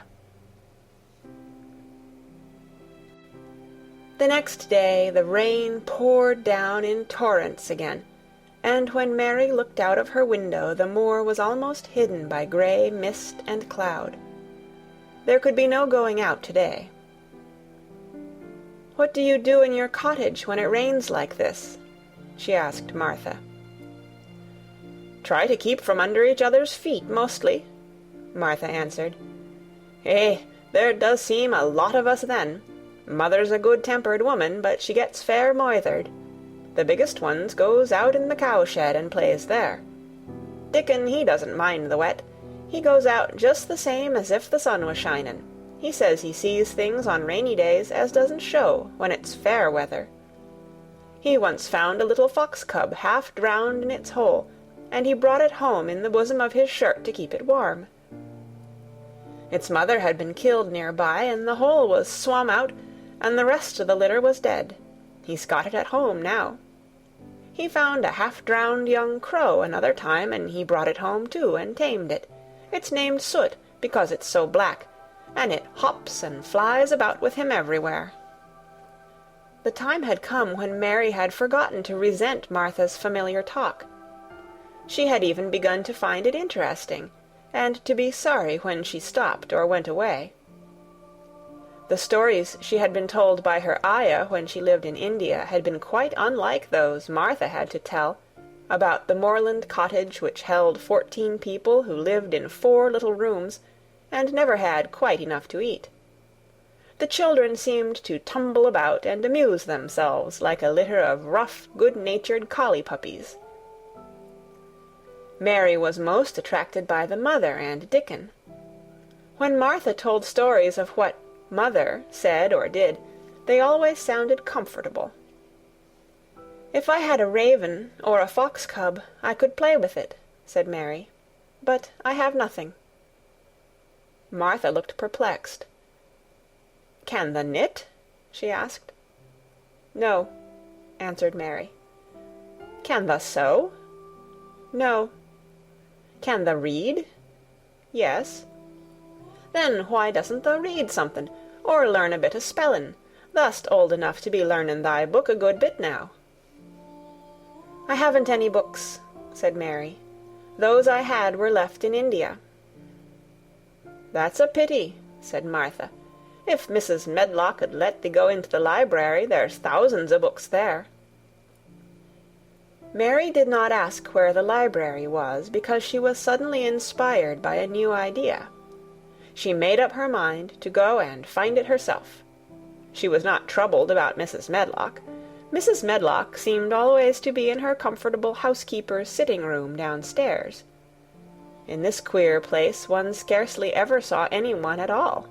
In fact, there was no one to see but the servants, and when their master was away they lived a luxurious life below stairs, where there was a huge kitchen hung about with shining brass and pewter, and a large servants' hall, where there were 4 or 5 abundant meals eaten every day, and where a great deal of lively romping went on when Mrs. Medlock was out of the way. Mary's meals were served regularly, and Martha waited on her, but no one troubled themselves about her in the least. Mrs. Medlock came and looked at her every day or two, but no one inquired what she did, or told her what to do. She supposed that perhaps this was the English way of treating children. In India she had always been attended by her ayah, who had followed her about and waited on her, hand and foot. She had often been tired of her company. Now she was followed by nobody, and was learning to dress herself, because Martha looked as though she thought she was silly and stupid when she wanted to have things handed to her and put on. "Hasn't thou got good sense?" she said once, when Mary had stood waiting for her to put on her gloves for her. "Our Susan Ann is twice as sharp as thee, and she's only 4-year-old. Sometimes thou looks fair soft in the head." Mary had worn her contrary scowl for an hour after that, but it made her think several entirely new things. She stood at the window for about 10 minutes this morning, after Martha had swept up the hearth for the last time, and gone downstairs. She was thinking over the new idea which had come to her when she heard of the library. She did not care very much about the library itself, because she had read very few books, but to hear of it brought back to her mind the 100 rooms with closed doors.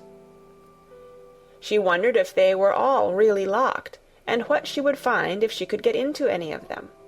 Were there 100 really? Why shouldn't she go and see how many doors she could count? It would be something to do on this morning when she could not go out.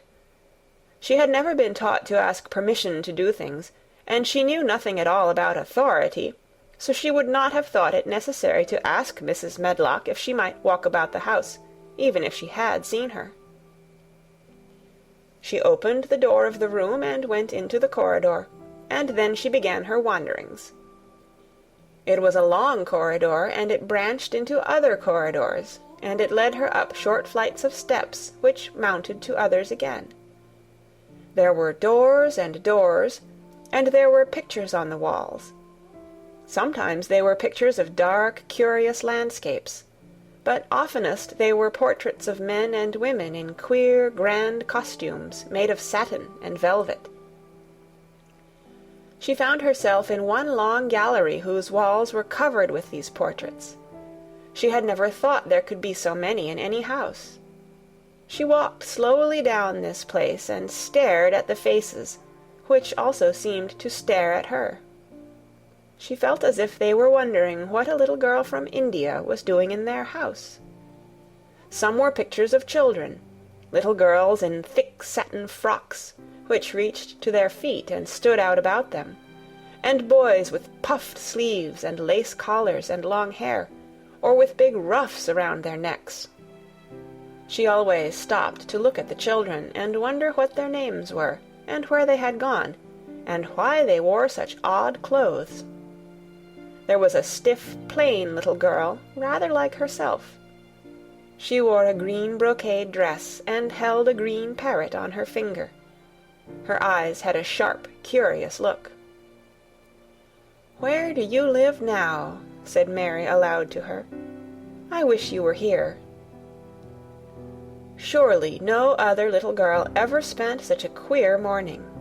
It seemed as if there was no one in all the huge rambling house but her own small self, wandering about upstairs and down, through narrow passages and wide ones, where it seemed to her that no one but herself had ever walked. Since so many rooms had been built, people must have lived in them, but it all seemed so empty that she could not quite believe it true. It was not until she climbed to the second floor that she thought of turning the handle of a door. All the doors were shut, as Mrs. Medlock had said they were, but at last she put her hand on the handle of one of them and turned it. She was almost frightened for a moment when she felt that it turned without difficulty, and that when she pushed upon the door itself it slowly and heavily opened. It was a massive door, and opened into a big bedroom. There were embroidered hangings on the wall, and inlaid furniture such as she had seen in India stood about the room. A broad window with leaded panes looked out upon the moor, and over the mantel was another portrait of the stiff, plain little girl, who seemed to stare at her more curiously than ever. "Perhaps she slept here once," said Mary. "She stares at me so that she makes me feel queer." After that she opened more doors and more. She saw so many rooms that she became quite tired, and began to think that there must be 100, though she had not counted them. In all of them there were old pictures or old tapestry with strange scenes worked on them. There were curious pieces of furniture and curious ornaments in nearly all of them. In one room, which looked like a lady's sitting-room, the hangings were all embroidered velvet, and in a cabinet were about 100 little elephants made of ivory. They were of different sizes, and some had their mahouts or palanquins on their backs. Some were much bigger than the others, and some were so tiny that they seemed only babies. Mary had seen carved ivory in India, and she knew all about elephants. She opened the door of the cabinet and stood on a footstool and played with these for quite a long time. When she got tired, she set the elephants in order and shut the door of the cabinet. In all her wanderings through the long corridors and the empty rooms, she had seen nothing alive, but in this room she saw something. Just after she had closed the cabinet door, she heard a tiny rustling sound. It made her jump and look around at the sofa by the fireplace, from which it seemed to come. In the corner of the sofa there was a cushion, and in the velvet which covered it there was a hole, and out of the hole peeped a tiny head, with a pair of frightened eyes in it. Mary crept softly across the room to look. The bright eyes belonged to a little gray mouse, and the mouse had eaten a hole into the cushion and made a comfortable nest there. 6 baby mice were cuddled up asleep near her. If there was no one else alive in the 100 rooms, there were 7 mice who did not look lonely at all. "If they wouldn't be so frightened, I would take them back with me," said Mary. She had wandered about long enough to feel too tired to wander any farther, and she turned back. 2 or 3 times she lost her way by turning down the wrong corridor, and was obliged to ramble up and down until she found the right one. But at last she reached her own floor again, though she was some distance from her own room, and did not know exactly where she was. "I believe I have taken a wrong turning again," she said, standing still at what seemed the end of a short passage with tapestry on the wall. "I don't know which way to go. How still everything is." It was while she was standing here, and just after she had said this, that the stillness was broken by a sound. It was another cry, but not quite like the one she had heard last night. It was only a short one, a fretful, childish whine, muffled by passing through walls. "It's nearer than it was," said Mary, her heart beating rather faster, "and it is crying." She put her hand accidentally upon the tapestry near her, and then sprang back, feeling quite startled. The tapestry was the covering of a door which fell open and showed her that there was another part of the corridor behind it, and Mrs. Medlock was coming up it with her bunch of keys in her hand and a very cross look on her face. "What are you doing here?" she said, and she took Mary by the arm and pulled her away. "What did I tell you?" "I turned round the wrong corner," explained Mary. "I didn't know which way to go, and I heard someone crying." She quite hated Mrs. Medlock at the moment, but she hated her more the next. "You didn't hear anything of the sort," said the housekeeper. "You come along back to your own nursery, or I'll box your ears."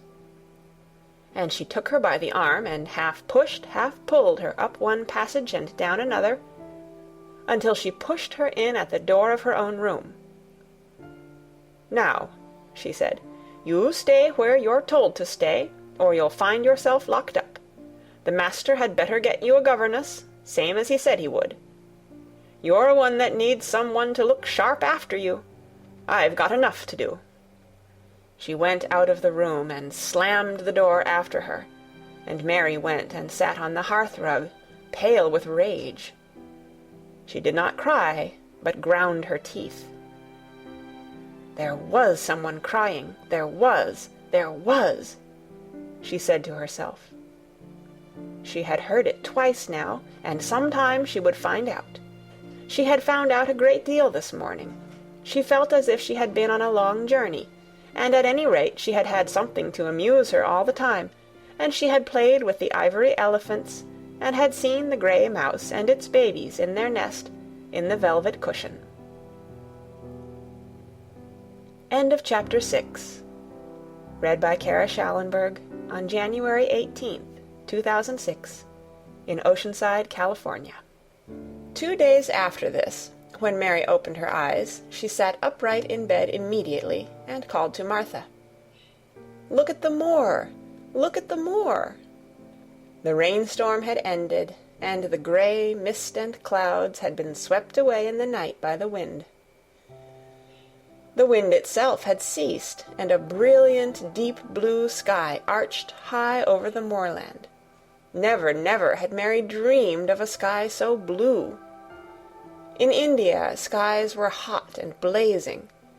This was of a deep, cool blue, which almost seemed to sparkle like the waters of some lovely, bottomless lake.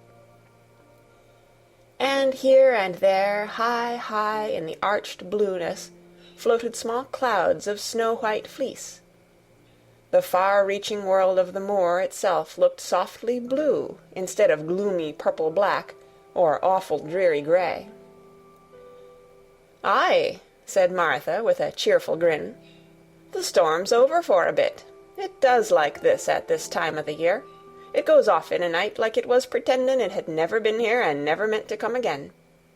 That's because the springtime's on its way. It's a long way off yet, but it's comin'." "I thought perhaps it always rained or looked dark in England," Mary said. "Eh, no," said Martha, sitting up on her heels among her black-lead brushes. "Now to the sort." "What does that mean?" asked Mary seriously. In India the natives spoke different dialects, which only a few people understood, so she was not surprised when Martha used words she did not know. Martha laughed as she had done the first morning. "There now," she said, "I've talked broad Yorkshire again, like Mrs. Medlock said I mustn't. Now to the sort means nothin' of the sort," slowly and carefully. "But it takes so long to say it. Yorkshire's the sunniest place on earth, when it is sunny. I told thee thou'd like the moor after a bit. Just you wait till you see the gold-coloured gorse blossoms, and the blossoms o' the broom, and the heather flowerin', all purple bells, and hundreds o' butterflies flutterin', and bees hummin', and skylarks soarin' up and singin'. You'll want to get out on it at sunrise and live out on it all day like Dickon does." "Could I ever get there?" asked Mary wistfully, looking through her window at the far-off blue. It was so new and big and wonderful, and such a heavenly color. "I don't know," answered Martha. "Tha's never used the legs since tha was born, it seems to me. Tha couldn't walk 5 mile. It's 5 mile to our cottage." "I should like to see your cottage." Martha stared at her a moment curiously before she took up her polishing brush and began to rub the grate again. She was thinking that the small plain face did not look quite as sour at this moment as it had done the first morning she saw it. It looked just a trifle like little Susan Ann's, when she wanted something very much. "I'll ask my mother about it," she said. "She's one of them that nearly always sees a way to do things. It's my day out today, and I'm going home. I am glad. Mrs. Medlock thinks a lot of mother. Perhaps she could talk to her." "I like your mother," said Mary. "I should think tha did," agreed Martha, polishing away. "I've never seen her," said Mary. "No, tha hasn't," replied Martha. She sat up on her heels again and rubbed the end of her nose with the back of her hand, as if puzzled for a moment. But she ended quite positively. "Well, she's that sensible and hard-workin' and good-natured and clean that no one could help liking her whether they'd seen her or not. When I'm going home to her on my day out, I just jump for joy when I'm crossing the moor." "I like Dickon," added Mary, "and I've never seen him." "Well," said Martha stoutly, "I've told thee that the very birds likes him, and the rabbits, and wild sheep and ponies, and the foxes themselves. I wonder," staring at her reflectively, "what Dickon would think of thee." "He wouldn't like me," said Mary in her stiff, cold little way. "No one does." Martha looked reflective again. "How does thou like thysel'?" she inquired, really quite as if she were curious to know. Mary hesitated a moment and thought it over. "Not at all, really," she answered. "But I never thought of that before." Martha grinned a little, as if at some homely recollection. "Mother said that to me once," she said. "She was at her wash-tub, and I was in a bad temper and talking ill of folk, and she turns round on me and says, 'The young vixen, tha, there tha stands, saying tha doesn't like this one and tha doesn't like that one. How does tha like thysel'?' It made me laugh, and it brought me to my senses in a minute." She went away in high spirits as soon as she had given Mary her breakfast. She was going to walk 5 miles across the moor to the cottage, and she was going to help her mother with the washing and do the week's baking, and enjoy herself thoroughly. Mary felt lonelier than ever when she knew she was no longer in the house.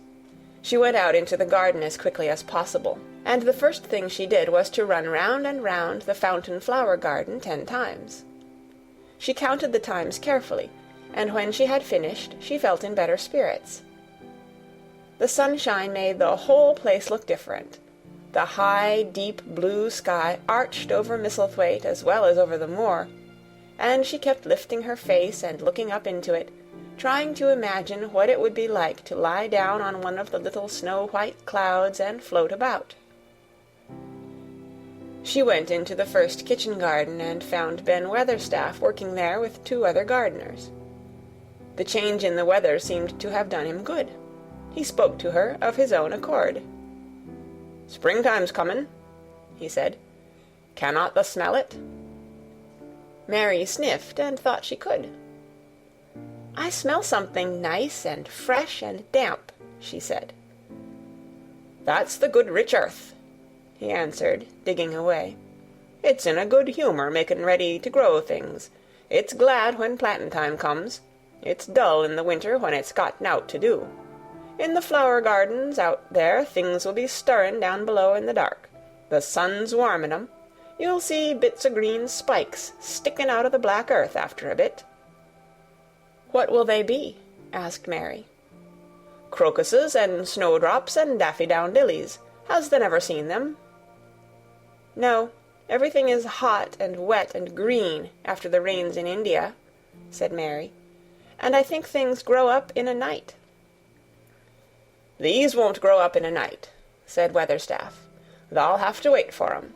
They'll poke up a bit higher here, and push out a spike more there, and uncurl a leaf this day and another that. You watch 'em." "I am going to," answered Mary. Very soon she heard the soft rustling flight of wings again, and she knew at once that the robin had come again. He was very pert and lively, and hopped about so close to her feet, and put his head on one side and looked at her so slyly, that she asked Ben Weatherstaff a question. "Do you think he remembers me?" she said. "Remembers thee?" said Weatherstaff indignantly. "He knows every cabbage stump in the gardens, let alone the people. He's never seen a little wench here before, and he's bent on finding out all about thee. There's no need to try to hide anything from him." "Are things stirring down below in the dark in that garden where he lives?" Mary inquired. "What garden?" grunted Weatherstaff, becoming surly again. "The one where the old rose trees are." She could not help asking, because she wanted so much to know. "Are all the flowers dead, or do some of them come again in the summer? Are there ever any roses?" "Ask him," said Ben Weatherstaff, hunching his shoulders toward the robin. "He's the only one as knows. No one else has seen inside it for 10 year." 10 years was a long time, Mary thought. She had been born 10 years ago. She walked away, slowly thinking. She had begun to like the garden, just as she had begun to like the robin, and Dickon, and Martha's mother. She was beginning to like Martha, too. That seemed a good many people to like, when you were not used to liking. She thought of the robin as one of the people. She went to her walk outside the long, ivy-covered wall over which she could see the tree-tops, and the second time she walked up and down the most interesting and exciting thing happened to her, and it was all through Ben Weatherstaff's robin. She heard a chirp and a twitter, and when she looked at the bare flower bed at her left side, there he was, hopping about, and pretending to peck things out of the earth, to persuade her that he had not followed her. But she knew he had followed her, and the surprise so filled her with delight that she almost trembled a little. "You do remember me," she cried out. "You do! You are prettier than anything else in the world." She chirped and talked and coaxed, and he hopped and flirted his tail and twittered. It was as if he were talking. His red waistcoat was like satin, and he puffed his tiny breast out and was so fine and so grand and so pretty that it was really as if he were showing her how important and like a human person a robin could be. Mistress Mary forgot that she had ever been contrary in her life when he allowed her to draw closer and closer to him, and bend down and talk and try to make something like robin sounds. Oh, to think that he should actually let her come as near to him as that! He knew nothing in the world would make her put out her hand toward him, or startle him in the least tiniest way. He knew it because he was a real person, only nicer than any other person in the world. She was so happy that she scarcely dared to breathe. The flower bed was not quite bare.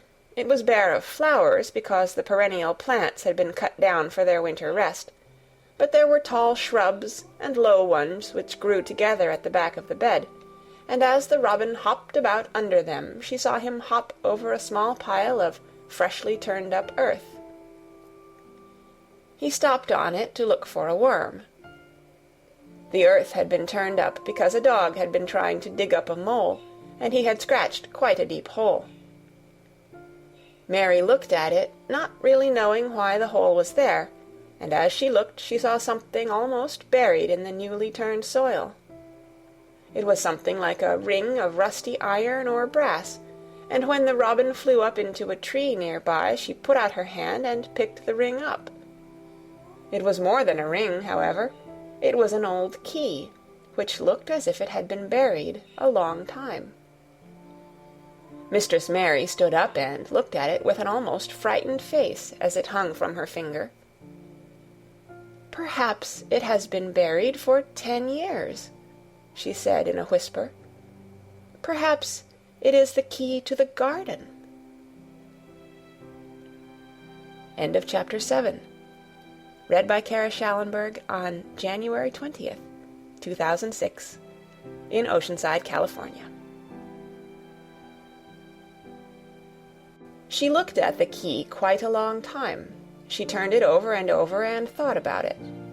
As I have said before, she was not a child who had been trained to ask permission or consult her elders about things. All she thought about the key was that if it was the key to the closed garden, and she could find out where the door was, she could perhaps open it and see what was inside the walls and what had happened to the old rose trees. It was because it had been shut up so long that she wanted to see it. It seemed as if it must be different from other places, and that something strange must have happened to it during 10 years. Besides that, if she liked it, she could go into it every day and shut the door behind her. And she could make up some play of her own and play it quite alone, because nobody would ever know where she was, but would think the door was still locked and the key buried in the earth. The thought of that pleased her very much. Living, as it were, all by herself in a house with 100 mysteriously closed rooms, and having nothing whatever to do to amuse herself, had set her inactive brain to working, and was actually awakening her imagination. There is no doubt that the fresh, strong, pure air from the moor had a great deal to do with it. Just as it had given her an appetite, and fighting with the wind had stirred her blood, so the same things had stirred her mind.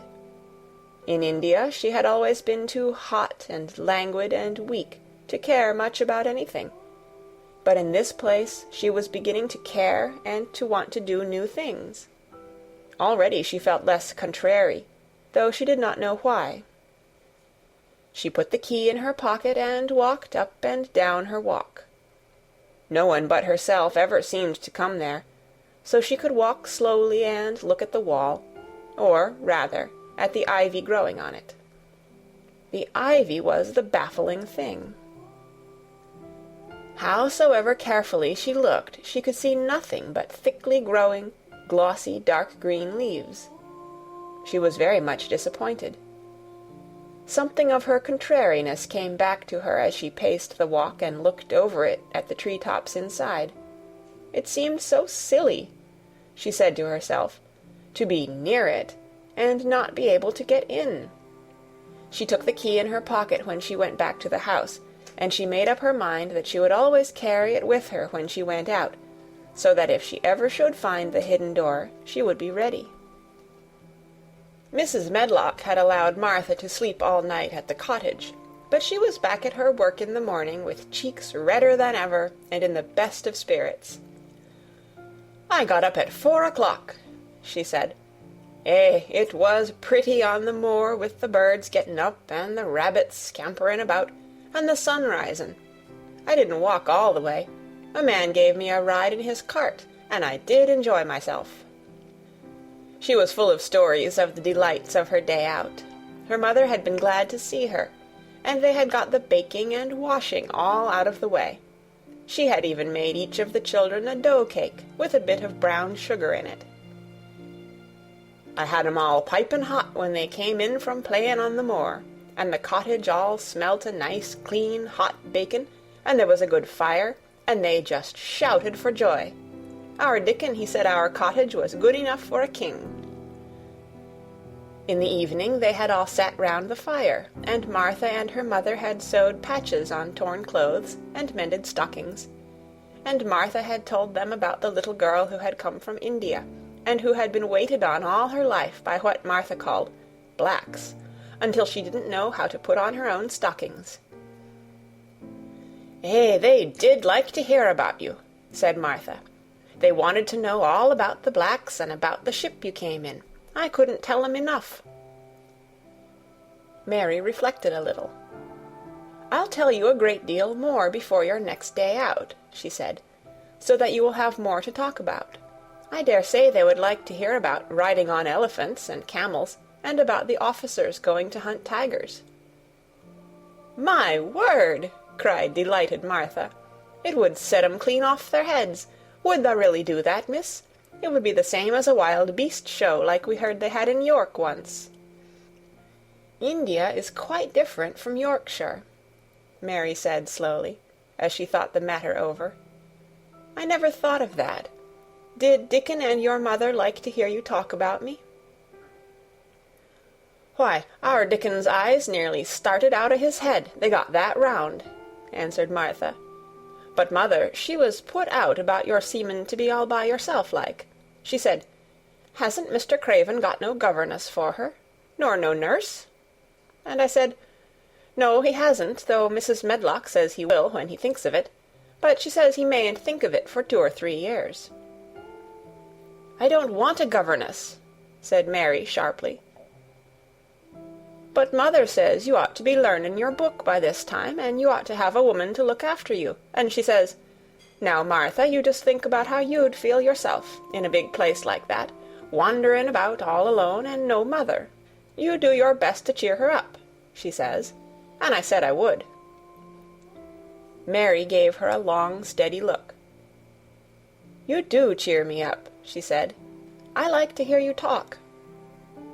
Presently Martha went out of the room and came back with something held in her hands under her apron. "What does thee think?" she said, with a cheerful grin. "I've brought thee a present." "A present?" exclaimed Mistress Mary. "How could a cottage full of 14 hungry people give anyone a present?" "A man was driving across the moor, peddlin'," Martha explained, "and he stopped his cart at our door. He had pots and pans and odds and ends, but mother had no money to buy anything. Just as he was going away, our Lisbeth Ellen called out, 'Mother, he's got skipping ropes with red and blue handles.' And mother, she calls out quite sudden, 'Here, stop, mister, how much are they?' And he says, 'Tuppence.' And mother, she began fumbling in her pocket, and she says to me, 'Martha, thou's brought me thy wages like a good lass, and I've got 4 places to put every penny, but I'm just going to take 2pence out of it to buy that child a skipping rope.' And she bought one, and here it is." She brought it out from under her apron and exhibited it quite proudly. It was a strong, slender rope with a striped red and blue handle at each end, but Mary Lennox had never seen a skipping rope before. She gazed at it with a mystified expression. "What is it for?" she asked curiously. "For?" cried out Martha. "Does the mean that they've not got skipping ropes in India, for all they've got elephants and tigers and camels? No wonder most of 'em's black. This is what it's for. Just watch me." And she ran into the middle of the room and, taking a handle in each hand, began to skip and skip and skip, while Mary turned in her chair to stare at her, and the queer faces in the old portraits seemed to stare at her too, and wonder what on earth this common little cottager had the impudence to be doing under their very noses. But Martha did not even see them. The interest and curiosity in Mistress Mary's face delighted her, and she went on skipping and counted as she skipped until she had reached 100.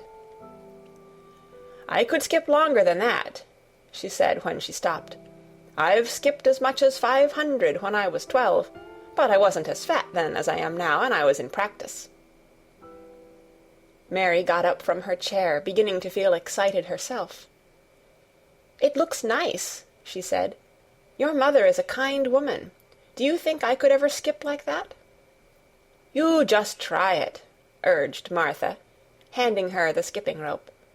"You can't skip 100 at first, but if you practice, you'll mount up. That's what mother said. She says, 'Nothing will do her more good than a skipping rope. It's the sensiblest toy a child can have. Let her play out in the fresh air skippin', and it'll stretch her legs and arms and give her some strength in 'em." It was plain that there was not a great deal of strength in Mistress Mary's arms and legs when she first began to skip. She was not very clever at it, but she liked it so much that she did not want to stop. "Put on the things and run and skip out-o-doors," said Martha. "Mother said I must tell you to keep out-o-doors as much as you could, even when it rains a bit, so as the wrap-up warm." Mary put on her coat and hat and took her skipping rope over her arm. She opened the door to go out, and then suddenly thought of something and turned back rather slowly. "Martha," she said, "they were your wages. It was your twopence, really. Thank you." She said it stiffly because she was not used to thanking people or noticing that they did things for her. "Thank you," she said, and held out her hand because she did not know what else to do. Martha gave her hand a clumsy little shake, as if she was not accustomed to this sort of thing either. Then she laughed. "Eh, thou'rt a queer old womanish thing," she said. "If tha'd been our Elizabeth Ellen, tha'd have given me a kiss." Mary looked stiffer than ever. "Do you want me to kiss you?" Martha laughed again.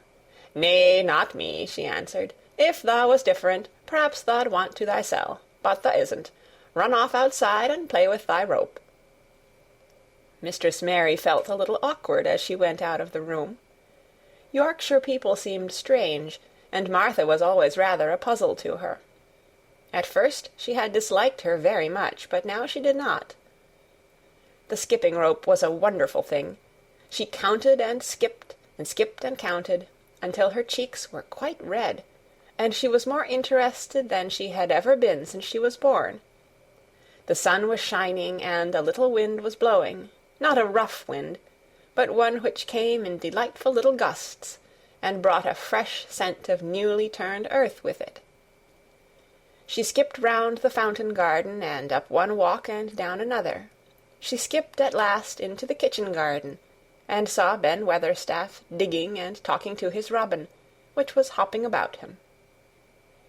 She skipped down the walk toward him, and he lifted his head and looked at her with a curious expression. She had wondered if he would notice her. She wanted him to see her skip. "Well," he exclaimed, "upon my word, p'raps thou'rt a young un after all, and p'raps tha's got child's blood in thy veins instead of sour buttermilk. Tha's skipped red into thy cheeks as sure as my name's Ben Weatherstaff. I wouldn't have believed tha could do it." "I never skipped before," Mary said. "I'm just beginning. I can only go up to 20. "Tha keep on," said Ben. "Tha shapes well enough at it for a young un that's lived with heathen. Just see how he's watching thee," jerking his head toward the robin. "He followed after thee yesterday. He'll be at it again to-day. He'll be bound to find out what the skippin' rope is. He's never seen one. Eh," shaking his head at the bird, "the curiosity will be the death of thee sometime if tha doesn't look sharp." Mary skipped round all the gardens and round the orchard, resting every few minutes. At length she went to her own special walk, and made up her mind to try if she could skip the whole length of it. It was a good long skip, and she began slowly, but before she had gone halfway down the path she was so hot and breathless that she was obliged to stop. She did not mind much, because she had already counted up to 30.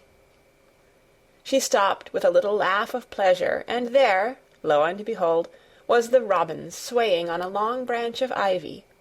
He had followed her, and he greeted her with a chirp.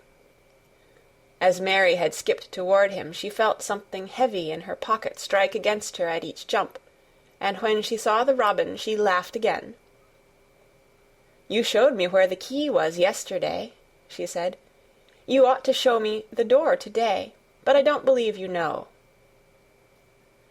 The robin flew from his swinging spray of ivy onto the top of the wall, and he opened his beak and sang a loud, lovely trill, merely to show off. Nothing in the world is quite as adorably lovely as a robin when he shows off, and they are nearly always doing it. Mary Lennox had heard a great deal about magic in her Aya's stories, and she always said that what happened almost at that moment was magic. One of the nice little gusts of wind rushed down the walk, and it was a stronger one than the rest. It was strong enough to wave the branches of the trees, and it was more than strong enough to sway the trailing sprays of untrimmed ivy hanging from the wall. Mary had stepped close to the robin, and suddenly the gust of wind swung aside some loose ivy trails, and more suddenly still she jumped toward it and caught it in her hand. This she did because she had seen something under it, a round knob which had been covered by the leaves hanging over it. It was the knob of a door. She put her hands under the leaves and began to pull and push them aside. Thick as the ivy hung, it nearly all was a loose and swinging curtain, though some had crept over wood and iron. Mary's heart began to thump, and her hands to shake a little in her delight and excitement. The robin kept singing and twittering away, and tilting his head on one side as if he were as excited as she was. What was this under her hands, which was square and made of iron, and which her fingers found a hole in? It was the lock of the door which had been closed 10 years, and she put her hand in her pocket, drew out the key, and found it fitted the keyhole. She put the key in and turned it. It took 2 hands to do it, but it did turn. And then she took a long breath and looked behind her up the long walk to see if anyone was coming. No one was coming. No one ever did come, it seemed, and she took another long breath, because she could not help it, and she held back the swinging curtain of ivy and pushed back the door, which opened slowly, slowly. Then she slipped through it and shut it behind her, and stood with her back against it, looking about her and breathing quite fast with excitement and wonder and delight. She was standing inside the secret garden. End of Chapter 8. Read by Kara Schallenberg on January 20th, 2006, in Oceanside, California. Thanks for spending this sleepy evening with the Sleep Library. Sweet dreams.